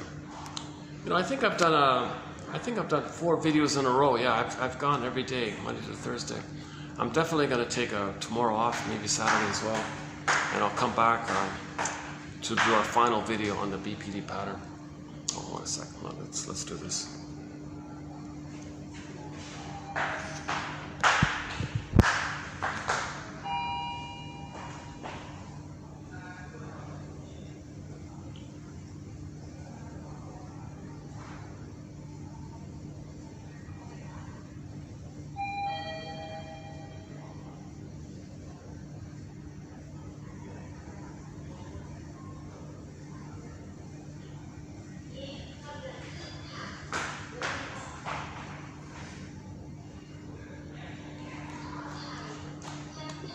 It's too bad there's no real park.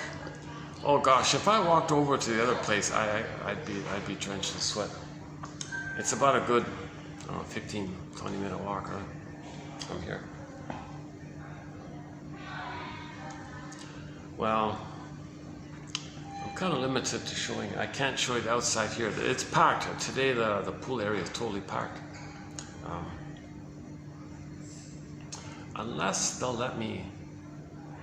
I don't know.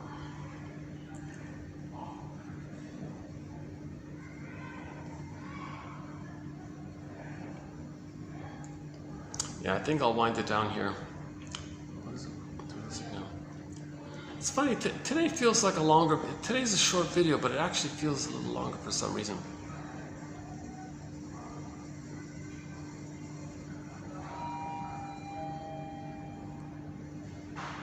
Well, I hope some of this has been helpful. I feel like my presentation today was delivered more calmly than usual.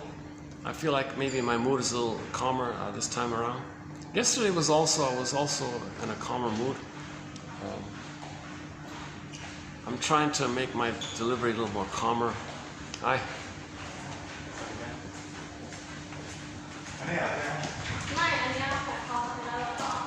That's a work in progress on my end. So whatever my delivery is, the focus really is on the quotes. They stand for themselves.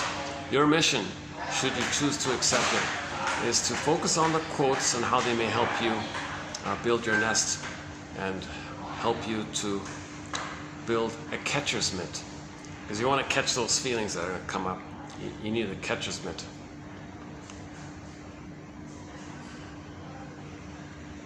I've never seen a baseball game where the catcher, you know, behind the home plate was able to catch a ball without a catcher's mitt. Really? Maybe in some like little softball game or something, nothing. But not like professional, you know, major league stuff. Yeah, I remember that Devon White, they called him Devo, right? Devo, he was the leadoff hitter. Roberto Alomar was the second baseman. He was the second one. Joe Carter was sort of the slugger guy. Number 4, was it Jack Morris? No, he was the pitch. Jack Morris was the pitcher. Olerud, right? John Olerud, right? He was the 4 guy. Oh geez, I don't remember the whole list. You know, one guy who was underappreciated, who he hit a lot of double. During the year, he was kind of mellow, but during the playoffs, what's his name? Candy Maldonado. He had a lot of doubles and singles. He had a very high batting average during the playoffs. I think personally, that's why the Blue Jays won 2 World Series. It was Candy Maldonado. He got no credit, but I kind of think they wouldn't have done it without him. Tony Fernandez was the number 9 hitter, I think. I'm missing somebody. Who was the third guy? Who was the third baseman? What was his name again? I forgot. The pitchers, I remember the pitcher was Tom Henke, some guy named Tom Henke was the closer guy. Jack Morris was one. David Wells, I think, was one. Stottlemyre, I remember him. Stottlemyre. forgot the other ones. Oh, the backup pictures. Oh, I forgot that now.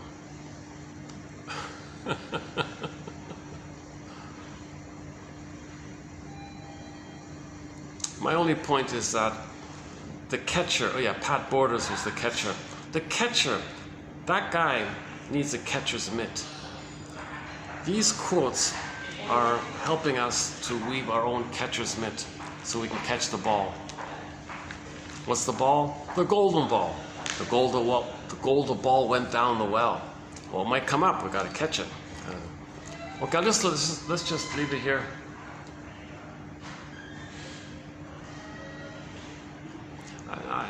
It'd be nice to have a better ending, huh? Any other ending?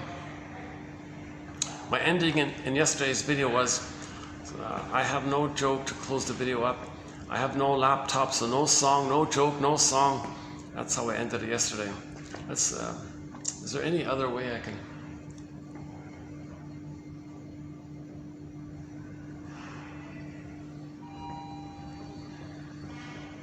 Just walk through the little mall, the shop. They have like a little shopping mall here.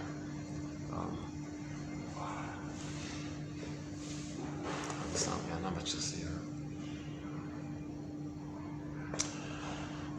Any new jokes? I need some new jokes. I've used sort of like the same kind of half a dozen jokes over and over again. I really need some new jokes here. Oh, hold on a sec here.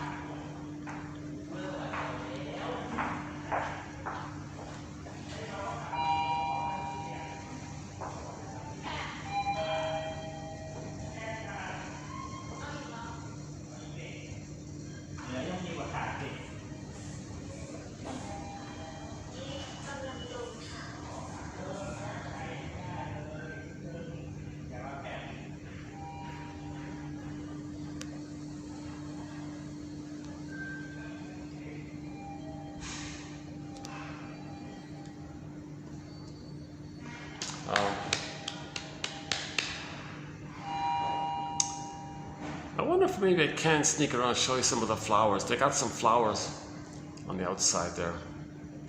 Now let's give it a try. Yeah, maybe I can get by. Hold on a sec. Yeah.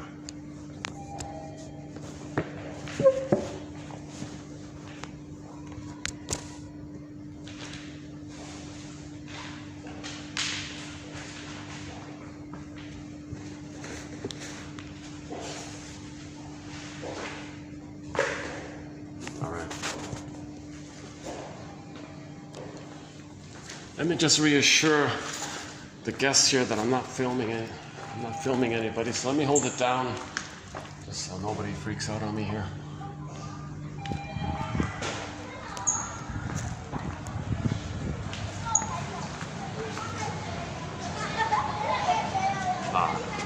No, okay, let's not. Let's just end it up here. Yeah, let's just end it up here. No. Okay, let's do the mall part then.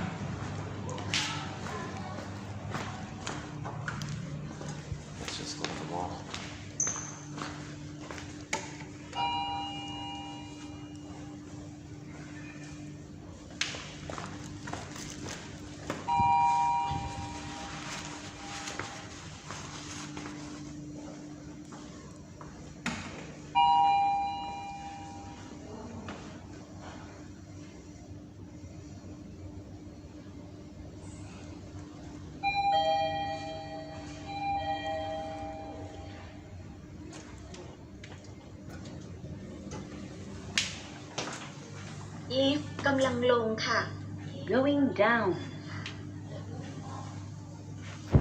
ประตูลิฟต์กำลังปิดค่ะ Door closing Okay, so we're posting this in the year 2024. You know that already. I just want to find some kind of light-hearted, fun way to end the video. ชั้น3ค่ะ Let's just walk around a little bit.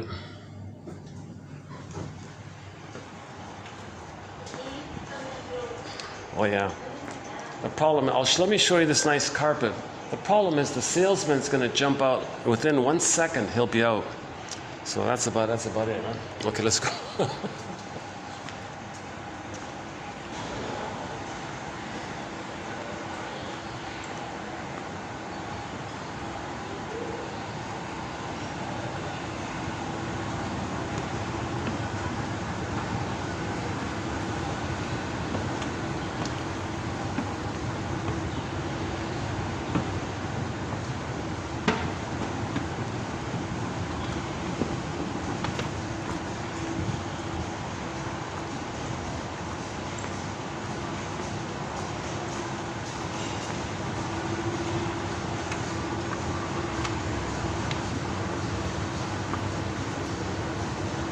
Okay, I think what it was, when we get to the, when I get to the bottom of the escalator, I'll just shut the video up. Oh no, let's close up with the cherry blossoms. Yeah, check this out. Yeah, it's nice here. Can you see the blossoms here?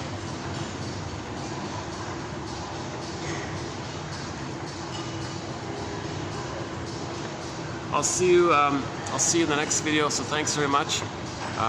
We'll do one more video on the BPD psychology, and I'll put it aside for a time being, and at some time in the future we'll come back and add more quotes to it. There's a lot of material. Oh, here's a nice new plant here.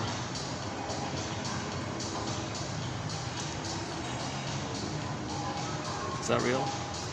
Oh wow. Well, that's real. Oh, look at that. Well, that's real. Look at that. These are real. It's not fake, huh?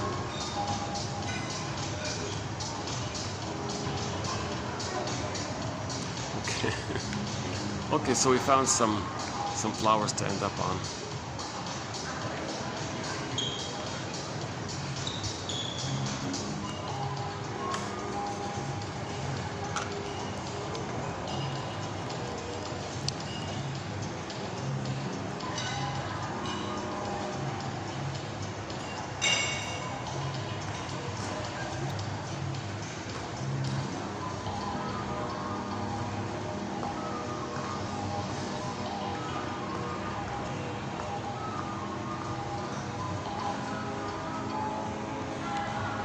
So all babies need a secure attachment style.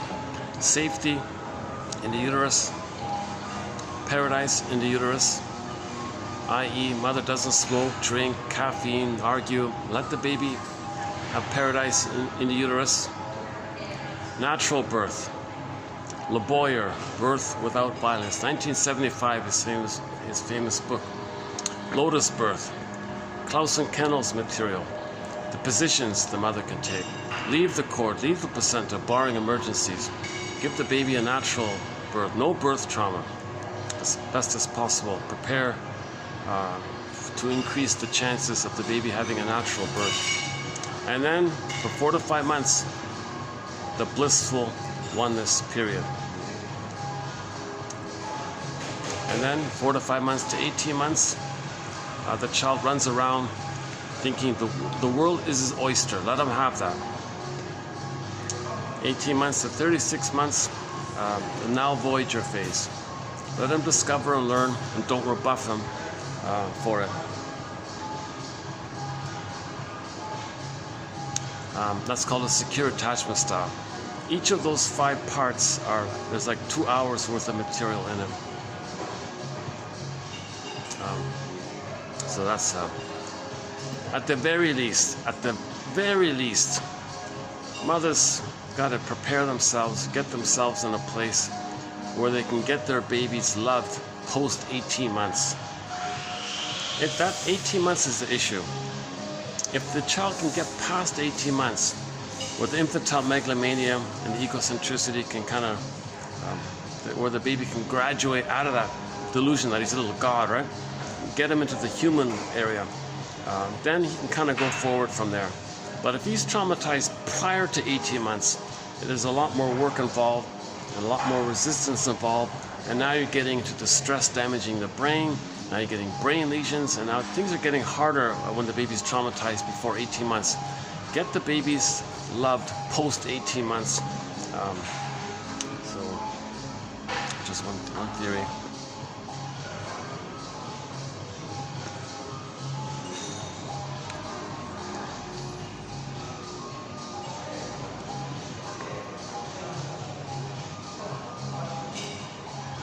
You know, when it's not too busy, it's really nice. It's kind of nice here when it's not packed and crowded. It's nice here.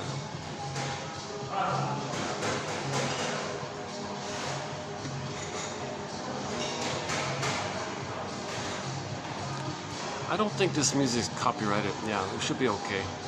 If you do notice any like skips, it's because the camera picked up some copyrighted music above head and I had to trim it out. But I think this stuff's okay. I'm okay, you're okay. I'll see you in the next video.